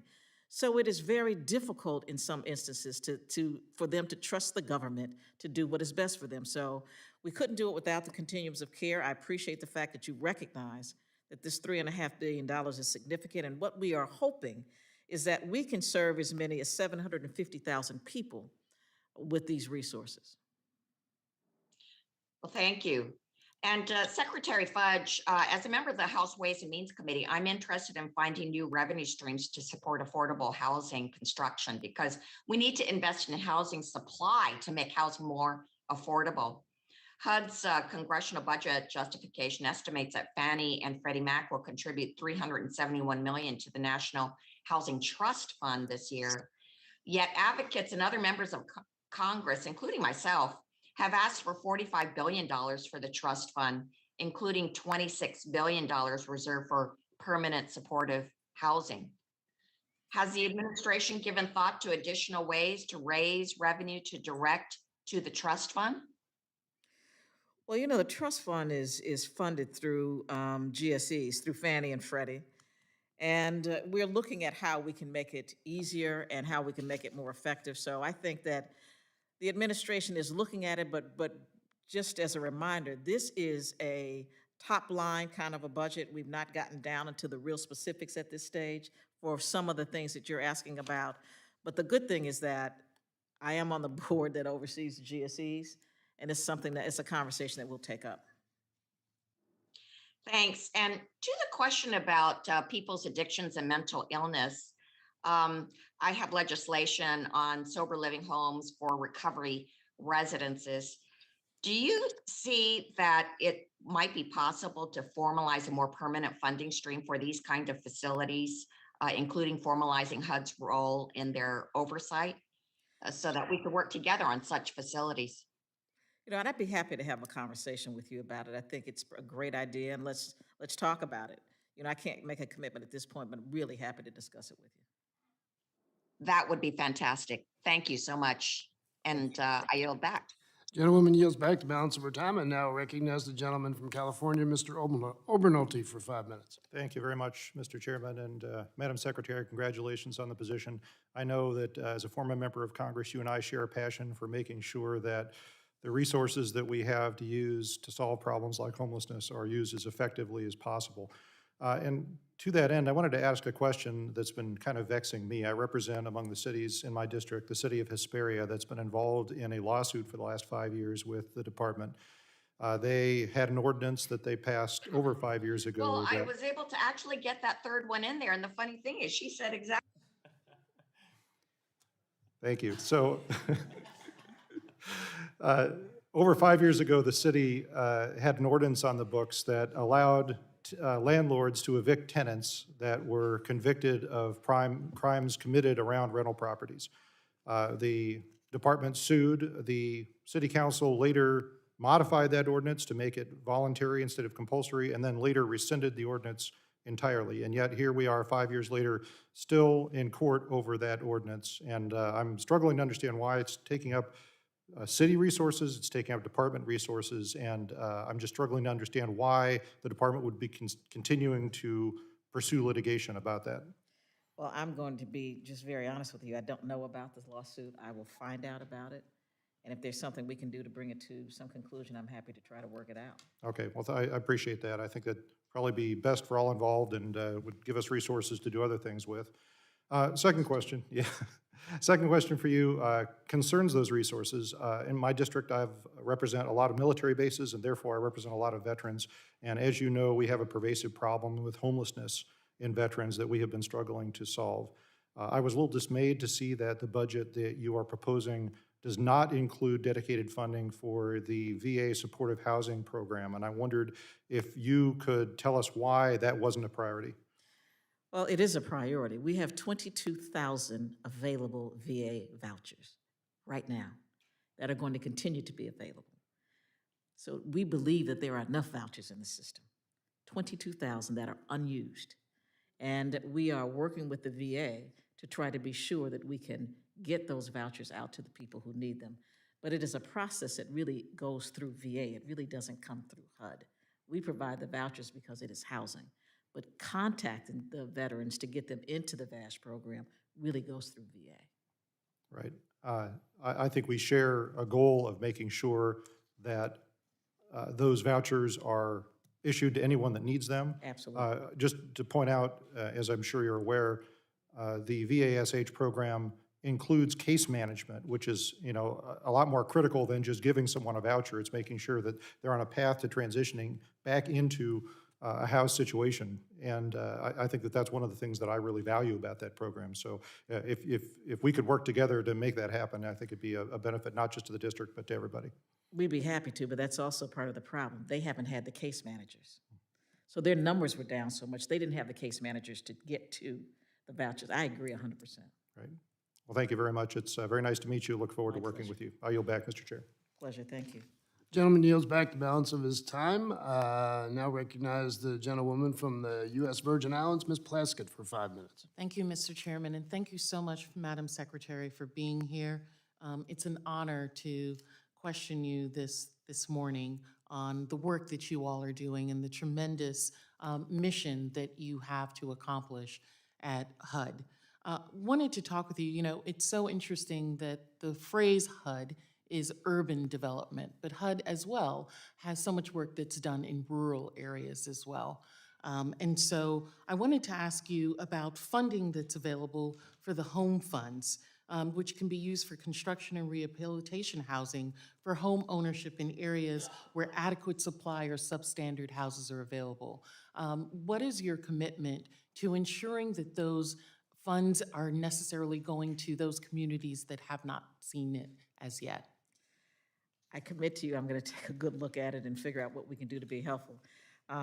It is certainly a pleasure to see you, and obviously we've had conversations in the past about the Virgin Islands in particular, and I am more than happy to work with you and your staff to be sure that you get what is appropriate for your district. Thank you. You know, I'm concerned about areas like the Virgin Islands, those rural areas, which really need the technical support. You know, I heard a colleague talking additionally about the choice neighborhoods. These are grant programs, and oftentimes rural areas, underserved areas don't have the technical support to be able to meet the criteria for some of these grants. To use those, their communities very much fit the mission of the program, but they don't have the support for the grants. So having your commitment with that would be very much appreciated. The other thing I wanted to talk about, Congressman Price brought this up related to Puerto Rico, and you expanded it. Thank you very much for that, to talk about the Virgin Islands. And I want to commend HUD under your leadership for releasing long-awaited disaster recovery funds for the Virgin Islands and Puerto Rico. After the devastation of the 2017 hurricanes of Irma and Maria, this Congress appropriated over $21 billion to the Virgin Islands and Puerto Rico, over $22 billion. And yet we were unable to see that for the entirety of the Trump administration. There was always some hiccups and always additional publication conditions that inhibited us from receiving that funds. But one of the things now that we have as a problem that I was hoping you would address, or your staff, I could talk with them about, is that currently there are only 3 HUD staffers serving the Virgin Islands and Puerto Rico, at least in terms of community planning and development programs. That's for over $22 billion. And the islands do not have the type of support I believe necessary to process payments in timely manner. In addition, for the Virgin Islands, anything over $5 million has to go to HUD, and it takes them weeks in order to review the pay packages. Are there any provisions included in this budget that could help, say, raise HUD staffing levels, including for the Virgin Islands and Puerto Rico, related to the implementation of CDBG DR funding? Absolutely, and I'm so very, very pleased that you asked that question. You know, in recent years, we've seen about a 33% reduction in staff for our financial, fiscal, and program integrity functions. Those are the people that would be staffing, 33%. That is why this budget is requesting a significant increase in staffing. If we are not put in a position to carry out the mission in a way that is urgent, efficient, we are always going to be behind the 8 ball. I've got great staff. Don't get me wrong, the staff we have is outstanding, but they can only do so much. And so if we build our capacity within the agency to do the kinds of things that you were talking about, we will be a much better agency. So that is why we've made this request. But also do know that at some point in the last couple of years, we reached our very lowest, 6,000 employees. At one point, HUD had 20,000 employees. So you can imagine what is happening. And I say again, at one point, HUD was 7% of the federal discretionary budget. Today, it is less than 1%. Well, thank you for that. And Mr. Chairman, as someone who grew up in public housing and understand its importance to allow families like my own parents to be able to save to then purchase a home, which was then used to leverage to allow me to go to school, I appreciate the support that this administration is giving to providing not a safety net, but a means to bounce up in this country. Thank you very much. Gentlewoman's time has expired. Now recognize the gentleman from Florida, Mr. Donalds, for 5 minutes. Thank you, Mr. Chairman, and Secretary Fudge, thank you for being here. I'm new, so we never got a chance to serve together, but congratulations on the appointment.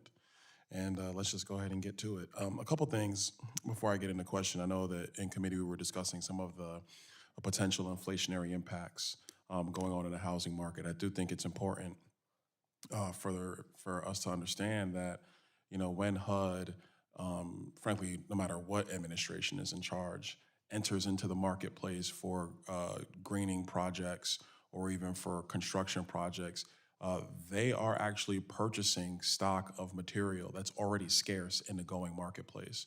So one of my concerns is that the purchasing activity of HUD under the budget recommendation is actually going to exacerbate our inflationary problems when it comes to housing, which is going to have a direct corollary impact on the actual price of housing in a lot of communities.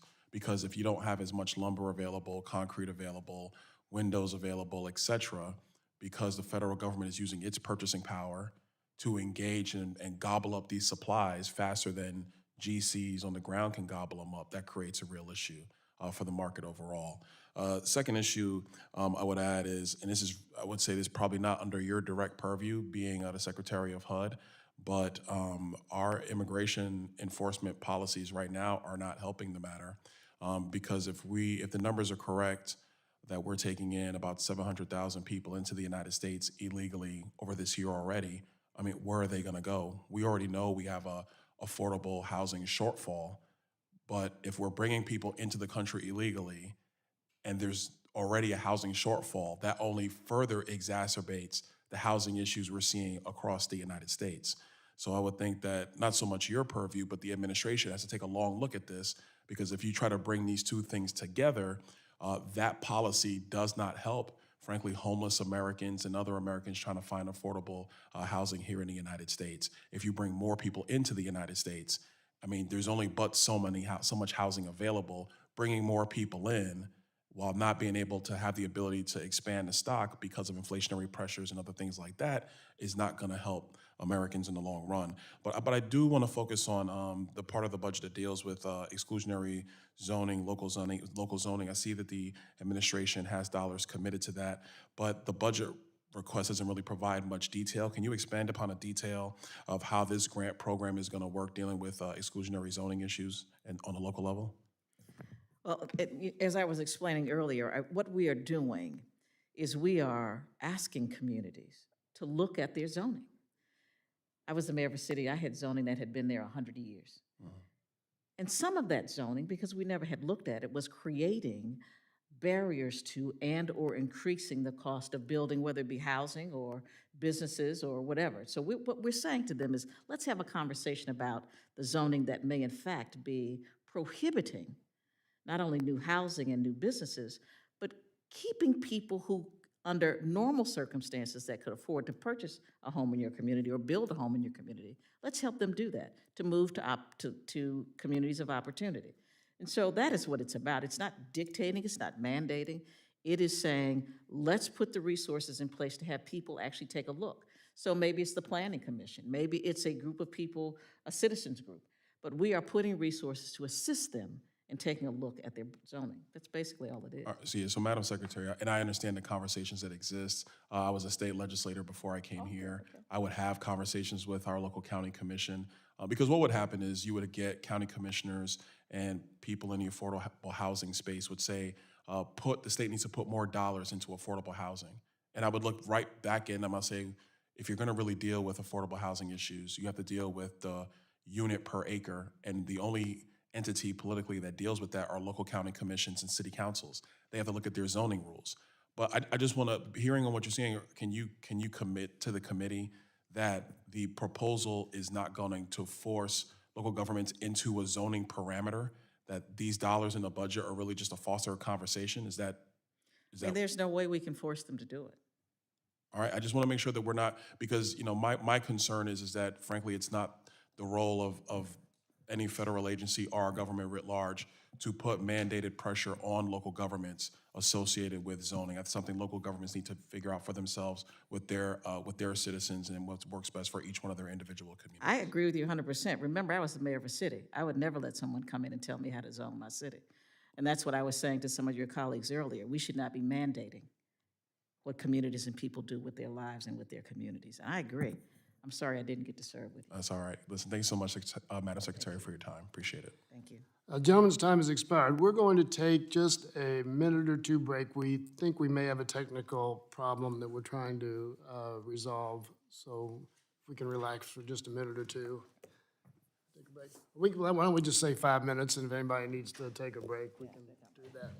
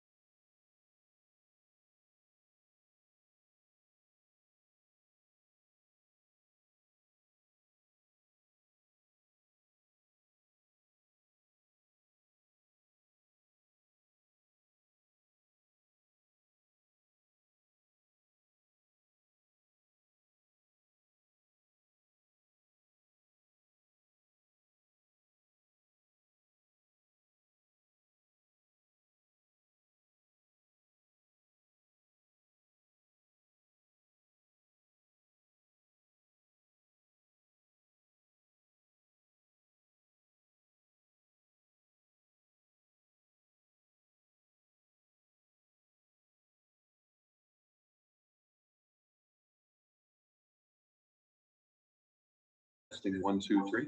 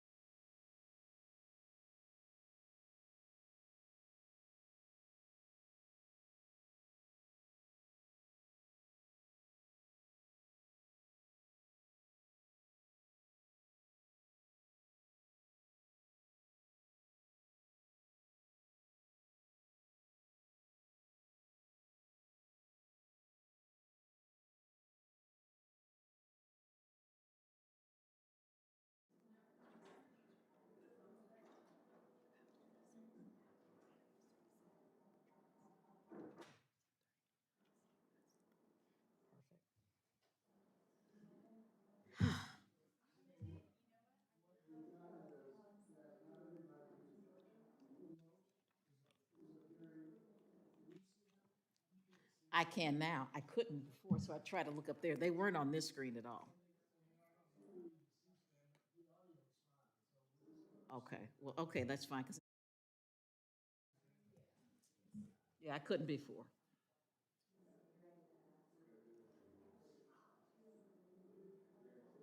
Okay.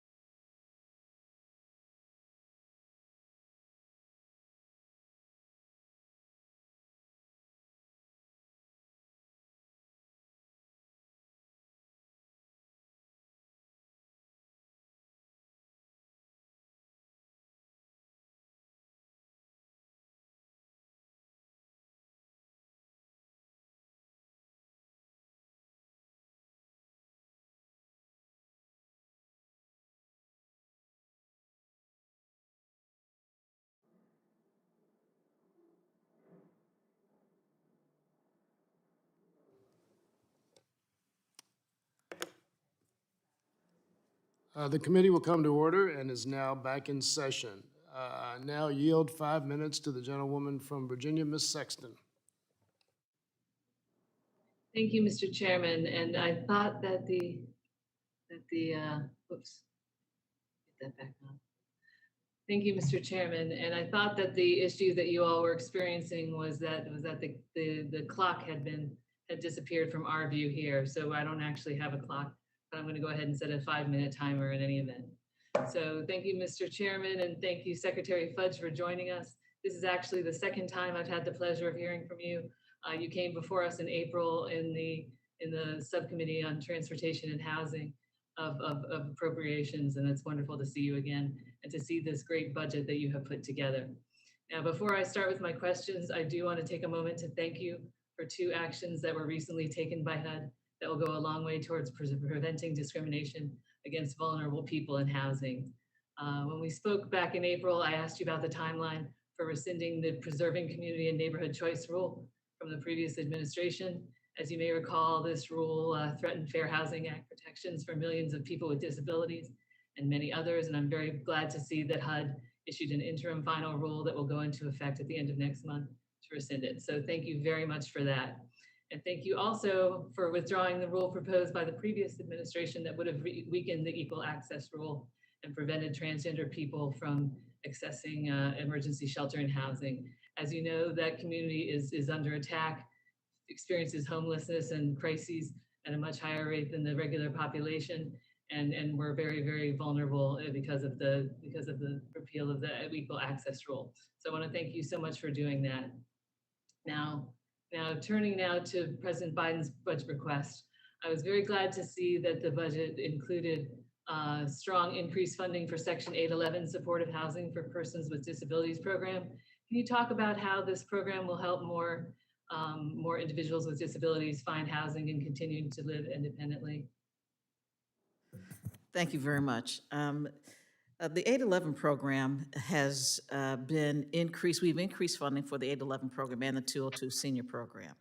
what we are finding is that persons who are disabled are having as much difficulty as almost any other population finding a place to live. And so when we put the resources in to build new housing, as well as to provide vouchers for those to put them in other facilities other than our standard public housing facilities, I think that it is going to be a significant change in how we make sure that we are addressing that population. There's about $270 million to address this issue in and of itself. So we're very, very happy about the direction that the president wants us to go, and it is more than a $40 million increase over our last budget.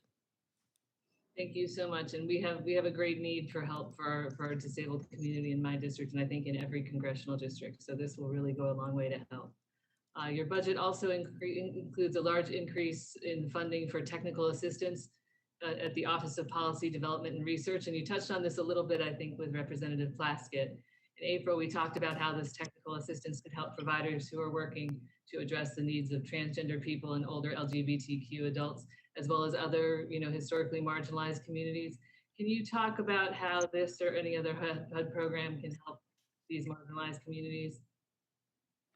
You broke up at the end. You asked me how this increase in technical assistance will help traditionally marginalized communities get more access to HUD programs. One of the things about our development and research arm, we have been taking a look at the effects. And so we are putting more money into that to be sure that we are taking a look in its totality at how we can better address these communities. So I think it's going to be a significant improvement in how HUD approaches communities, especially communities, transgender communities and others. I do say that HUD was one of the very first to recognize the problem and address the problem. So we are really on top of it, probably more than just about any other agency in the federal government. Thank you very much. And I do want to touch on something else that you talked a little bit about today. HUD staffing, it declined 22% during the time from 2010 to 2019. Can you describe the impact of reduced capacity at HUD that it has on grant review, monitoring, oversight, and overall program administration, and how will President Biden's proposed budget help address these issues? Well, one of the things that happens is that HUD does get tasked with doing an awful lot of things, but they don't increase our staff. So we get new funding, we get new programming, but we don't get more staff. And so it just continues to make the problem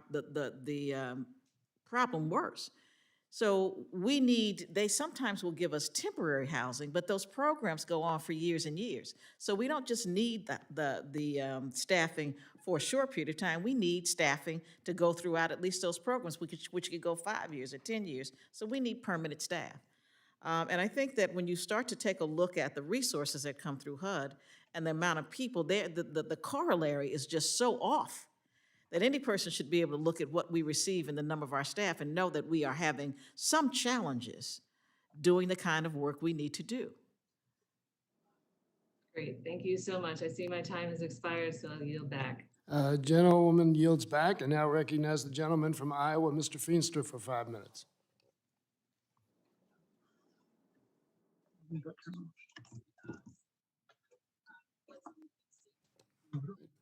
Apparently he's given up. Now recognize the gentlewoman from Texas, Ms. Jackson Lee, for 5 minutes. Thank you very much, Mr. Chairman. Very vital and important hearing, and thank you to Madam Secretary for hitting the ground running and certainly being so effective by understanding the co-equal branches of government and the way in which we can work together as Congress and executive. So welcome again. Thank you. Mr. Chairman, Chairman, thank you, and thank the ranking member. Let me start. As you well know, we have a short period of time in these sessions, so I thank you for your answers. But let me, because of my frustration, let me have you just clarify again of the administration's commitment to homeless persons, which in a city like Houston, Harris County, we are working, but we are also struggling.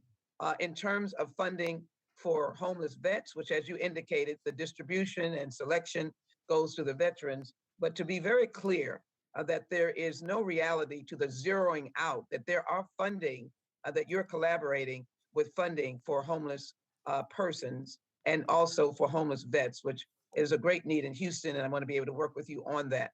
But Madam Secretary, would you just comment on that, please? Yes, thank you for allowing me to make the clarification again. We currently have 22,000 unused veterans vouchers. The vouchers that are in the system now are continuing. And overall, the budget increases vouchers by 200,000 vouchers, which would include new vouchers for veterans. So there is plenty of vouchers available for veterans. What about homeless funding for persons homeless on the street, families, children that are in our communities? Yes, if you remember, Congress did give us $5 billion to address those, well, actually a total of 10, $5 billion for vouchers and $5 billion to actually put them in housing, as well as this budget asked for an increase as well. So the administration is on record for recognizing the crisis of homelessness in America and addressing it by increasing their fiscal budget for this time frame. Is that correct? That is correct. Let me put in a pitch for Houston in terms of work that we are doing, and we'll need to get with you on those fundings as we move through the process. Thank you. As you well know, our community in Houston, Harris County has suffered enormous devastation from Hurricane Harvey. In the Balanced Bipartisan Budget Act of 2018, we were given fundings dealing with community development block grant mitigation. In fact, we were given about $4 billion. Unfortunately, we are still, because of inadequate response by the GLO, and that's the Government Land Office, which governs this in the state of Texas, that we are still in the process of distribution.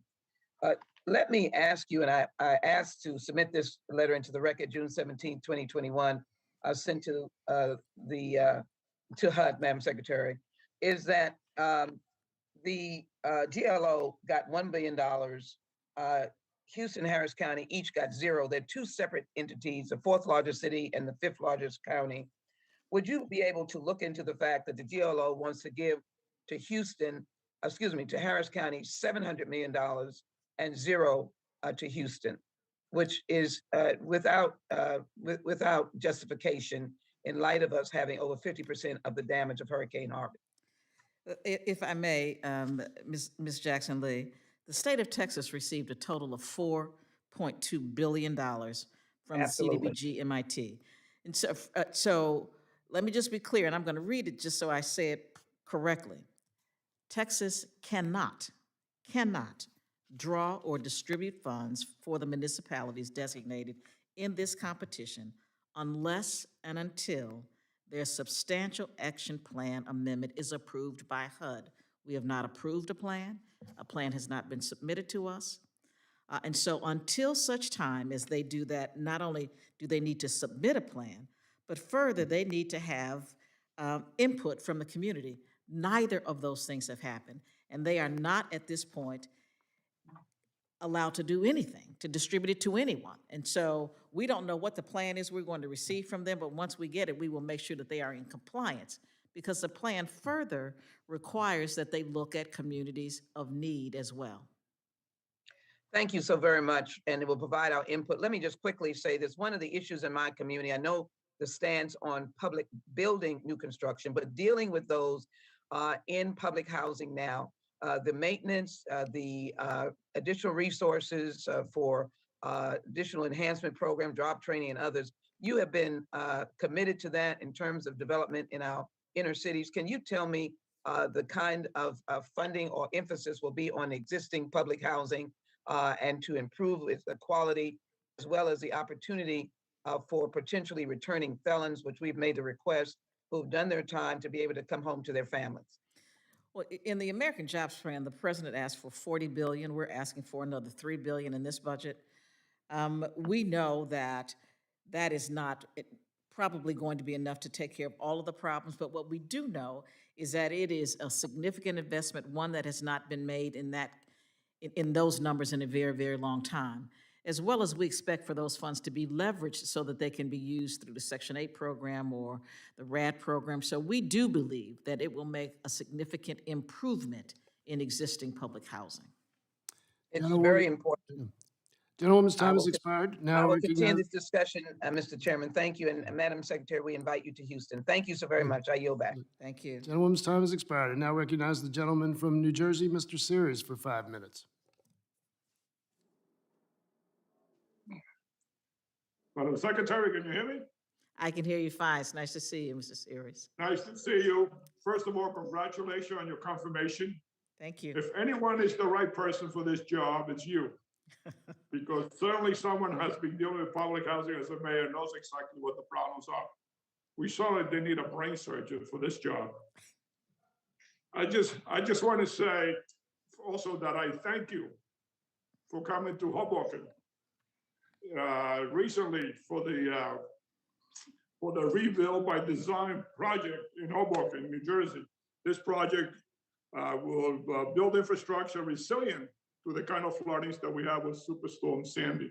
So I thank you for being there. It meant a lot to the people in my district that you were there. Thank you. Also, I have a couple of questions, but more for my own information. When I was mayor, we had a lot of housing stock that was built after the war for the veterans coming back. And I remember having trouble using funds from the West New York Housing Authority to fix those apartments that were built for the veterans. Do you know if that's still the case? Maybe if Steph can look into it. You know what, Mr. Sears, let me see if I can find out. I don't know, but I will find out and get you an answer as quickly as I can. Okay, great. The other thing is, I also dealt a lot with HMFA. We had two particular programs that I think are very good.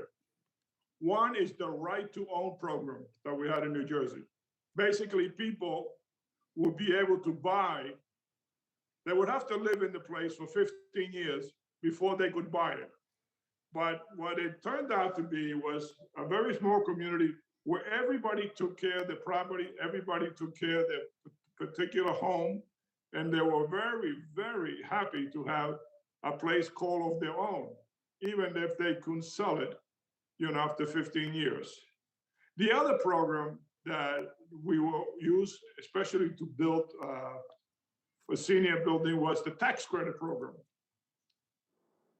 At a time where dollars are short, I think these programs were so beneficial because we were able to build these kind of programs in my community. So I would just urge you to continue funding these programs because I just feel that this is the way to go. And the other thing is, I am very happy with the American Jobs Plan because it will produce money to retrofit almost 2 million affordable housing units. As we all know, these affordable housing units have aged. And aging is very expensive to retrofit these units. So, I think that is a wise use of the money. So if you could just help me out with those. I'd be happy to. As a matter of fact, we are expanding the resources that are available to the low-income housing tax credit, as well as in the President's Jobs Plan. There's going to be an expansion because there's going to be a new tax credit. So we are on the same page and thinking the same way. Great. And in terms of the program of right to own? I'm sorry? And in terms of a program where the person. Oh, the right to own, the right to own. Let me Yes. look into that. I mean, I think it's a great idea. Let me look into it and see, yeah, the right to own. Okay, we'll check it and get back with you. Well, you can always come back to the district. I'll take you around. Thank you for the invitation. All right, I really don't have much else to say, but just congratulate. And I'm so happy that we're finally focused on the need that is so needed in this country. And before I forget, 70,000 people came across and they're not illegal. That make it sound like 70,000 people are going to get apartments and give it away from the American people. Actually, they're not eligible to have any units, right? Correct. If you're here illegally? You are correct. They are not eligible. Good. Thank you. I don't need much more time. Thank Thank you, Mr. Chairman. Gentleman's time has expired. Now recognize the gentleman from Iowa, Mr. Feenstra, for 5 minutes. Thank you, Chairman Yarmouth and Ranking Member Smith. Secretary Fudge, thank you for being here today. Thank you. Housing shortages have locked many families out of homes across the country, especially first-time buyers. My district is facing these same housing shortages, but because I represent a rural district, housing development can be more complicated. Rural areas lack the infrastructure urban areas have and can't quickly produce tract housing with 25 starter homes without a significant investment from local resources to make sure that they have electricity, water infrastructure, broadband, and so forth. So the community block grant, communities in my district rely on the community block grants as a flexible source of funding to complete some of these projects. The congressional justification also includes $295 million increase on the revitalization of deteriorating or deteriorated neighborhoods and places with the greatest need.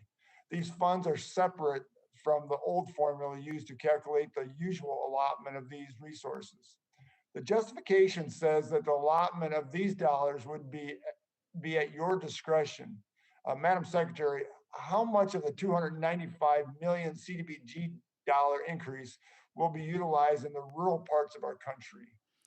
Well, I think if you take into consideration that about 14% of all of the dollars we use for public housing, et cetera, it goes to rural communities, I would think that we would look at how much really goes. I can't tell you off the top of my head, but we know that it is significant because we know that a significant number of people who live in rural communities are already receiving HUD resources. So the one thing that I say to people who ask me about rural, HUD is not a rural or urban area particularly. HUD takes care of all people who need housing. And certainly the rural communities, I believe, in the past have not been always given the resources that they deserve. And I'm certainly willing to take a look at how we can make sure that that doesn't continue to happen. Yeah. Thank you, Secretary Fudge. I greatly appreciate that because we really struggle in rural America, you know, as our communities continue to reduce in population and stuff like that. And the infrastructure costs are just so significant that we need all the assistance that we can get.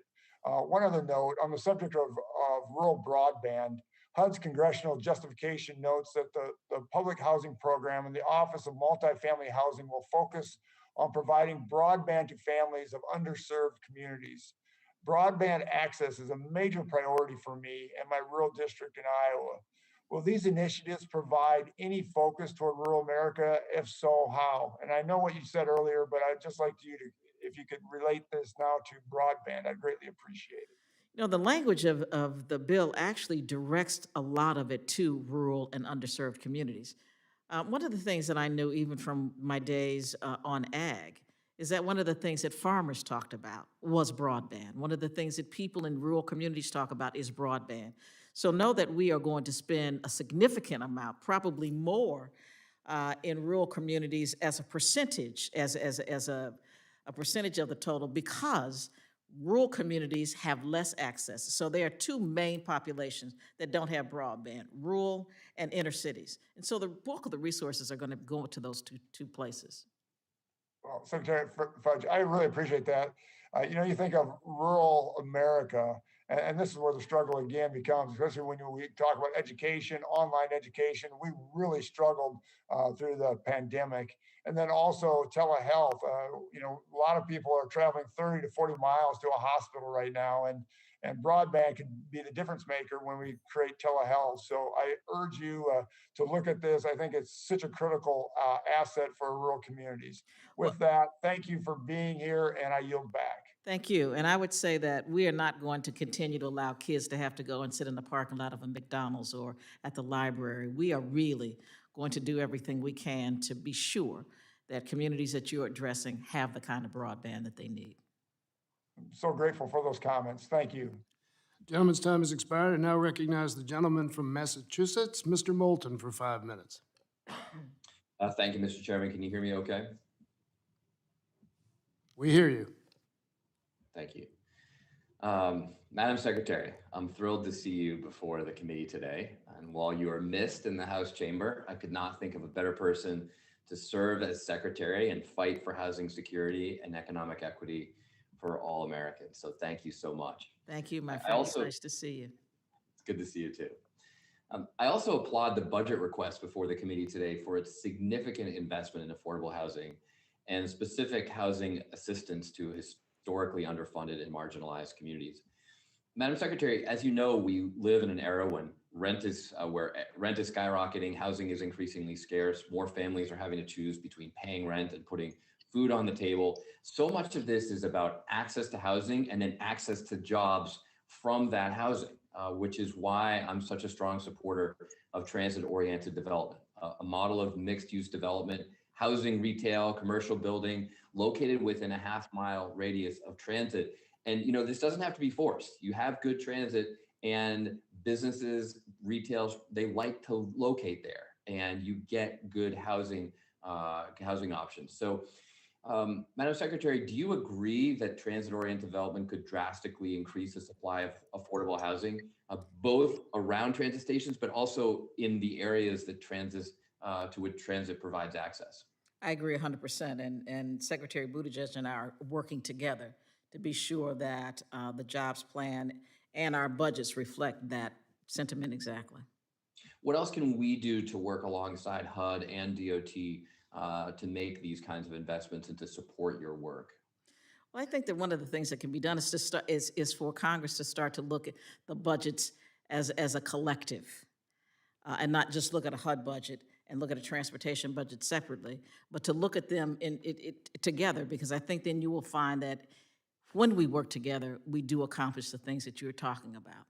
I can't put it in mine, but he can in his, so that's why we're working together. We're going to be doing some things publicly as well, and it would be great if you all could just make sure that you are supportive and that you are there when we come to your communities to talk about the very things that we know our communities need. If we're talking about building new housing, we have to get people to work. If we're talking about building new businesses, we have to get people to work. We know that transportation is tied significantly to what we're doing with housing as well.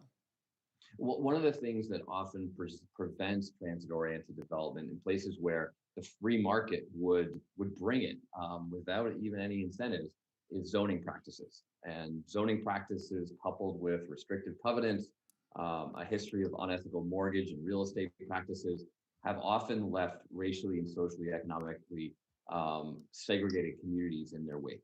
So affordable housing, of course, aims to address this challenge, but there are a lot of challenges that persist, and often families who get access to affordable housing don't get access to the highest performing schools, the best performing jobs, and other community resources that are so important.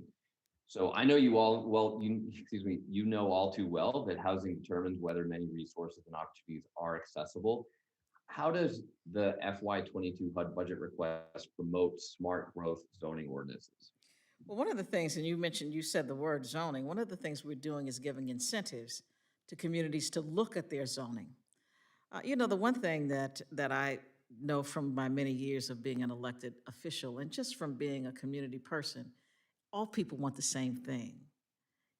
Every single person wants to live in a decent home, to live someplace that's safe, to have their children have good education, to be able to take care of their parents and grandparents. Every single person, whether you're rich or poor, wants the same thing. But our societies have become so separated and segregated that in one community that I used to represent, if you drove 9 miles, their life expectancy was 10 years more. So we can't continue to allow zip codes to dictate our outcomes. And I think that all of us throughout government are looking at everything through an equity lens. And I believe that when you get a chance to look at the total president's budget, I think you'll be pleased. Well, keep us informed of how we can further support your work. We're so fortunate to have your leadership. So thank you so much. And Mr. Chairman, I yield back. Thank you. Good to see you. Gentleman yields back the balance of his time. Now you're stuck with me for the 10 minutes, so I yield myself those 10 minutes. And to begin, I want to echo what Mr. Moulton has said. I can't imagine a person who not only has the background to do this job so well and successfully, but also the passion for the mission of the agency, and that's what sometimes we haven't seen in recent years. You know, I said to you before the hearing that one of the things that has impressed me most about the Biden administration and their proposals, and this would certainly be true of the HUD budget proposal as well, is that we've essentially changed the mindset of the last 56 or 60 years about how the federal government deals with the challenges of the country. We've been saying, the first question we've always asked is, what can we afford to do? And now the question we're asking, which I think is the appropriate question first, is what do the American people need us to do? And I think, again, your budget proposal and the entire Biden agenda reflect that mindset. In my district, we have a neighborhood of low-income housing. It's virtually 100% people of color. And in the middle of it, we have something called the Keystone Academy. The Keystone Academy is an early childhood education center. It stays open all day. It provides not only incredible education for the kids from that neighborhood, but also childcare, which is essential for those families. And when I visited there and saw not only the miracles they work there with the kids, but also thinking about how pieces fit together in a lot of different ways. And while your focus is on housing, we really are focused on broader pictures. We're focused on communities, neighborhoods, communities, cities, and obviously our country. And it seems to me that we've kind of touched on this a little bit, but I'd like you to kind of elaborate on how the pieces of the American Jobs Plan and the American Families Plan fit together, both to help you advance the mission of your department, but also just the country. You know, Mr. Yarmouth, Mr. Chairman, I have been in elective office almost 30 years. I have never been more happy to be where I am today. The Biden administration has become so visionary. These budgets talk about how we live, not what we do, but how we live. Coming out of COVID, you just can't imagine the number of people who can't afford childcare, who maybe aren't back to their jobs, who are now forced to take care of their families. And I say it this way. When we went into the COVID protocols, the first thing they said to us, Mr. Chairman, is stay home. What happened if you didn't have a home? They said to us that we need to educate our children virtually. So you don't have a home and then you don't have high-speed internet or you don't have broadband. They said if you're sick, stay home, heal at home. And so when people say to us that, well, housing is not infrastructure, how could it not be? When they say to us that it is not important for us to do things like create a care economy, when we have a system today where there are not enough places for people who are elderly to go, our senior care is really not anywhere where it needs to be. So we're saying we need to build more senior housing. The other thing we need to do is help people who are getting older but are healthy age in place. Our societies have never talked about those things. We need to talk about how we better educate our children. We talk about it, but we don't put the resources or we don't put the heft behind it that needs to be there. And so I would say that the jobs plan, the families plan, and of course the rescue plan that was already passed is looking at an America that is really going to be able to compete and lead the rest of the world. If we continue to think about infrastructure and we continue to think about how we treat our families the way we did 20 years ago, we will forever be lost. We are already being surpassed by so many countries because we have not invested in research and technology.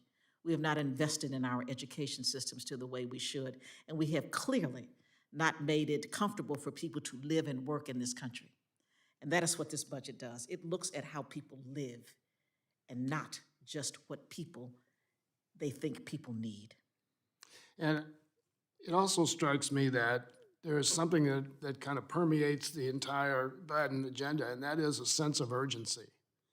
And I think too often because they're tough challenges that we face in so many areas, whether it's housing, education, healthcare, there's a tendency to kick the can down the road and not deal with things when they can be dealt with maybe less expensively and more efficiently.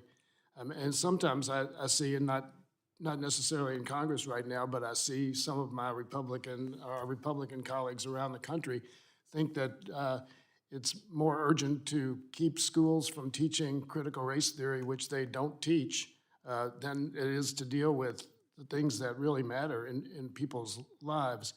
And one of the things that you mentioned early on in your testimony, the issue of disinvestment. And certainly that's true of our housing stock. It's true of, again, you just mentioned a number of areas in which we have disinvested, and part of that was because of our austerity attitude, starting back in 2011 and the sequestration program.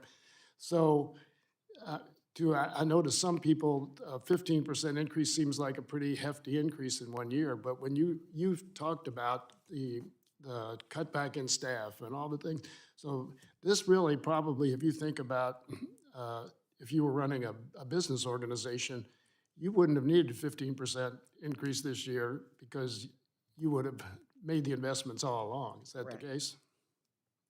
You know, I would say this, Mr. Chairman. I think that we have so long looked at numbers and not what the numbers mean. At some point, we do have to bite the bullet. Great nations do great things, and this is a great nation. And until we make the kinds of commitments and put the resources behind it, we are not ever going to be what we ought to be. At some point, you just have to say, this is the time. I don't know that there is a better time. We have an administration that is willing to do big and bold things. We have a Congress full of brilliant people, and we have people in this country who have hope. This is the time for us to make the changes that need to be made. And if we don't do it, then we talk a good game, but when you really want to do something, you find a way to do it. You find the resources. We find the resources to do all kinds of other things. Let's find the resources to invest in our people and the future of this nation. I totally agree. We asked the right question first. What do we need to do? I think the Biden administration has answered that. Now we've figured out how to resource it. That's right. But we can do that. We can do that. I'm going to let you go. I just want to make one point, just because this is something I follow as kind of a pet project, because we talked about inflation and lumber prices. Lumber prices are now down almost 50% in the last month. And as a matter of fact, I just checked a little while ago, and they're down almost 11 or 12% today. Right. So what's happened is, and this is why I think this discussion of this panicking over inflation right now is uninformed and misguided. And that is what happened with the lumber prices. A lot of the lumber producers thought when the pandemic started, there wouldn't be a demand, so they cut back. Then the developers started buying up all the stock in the futures, driving the prices up.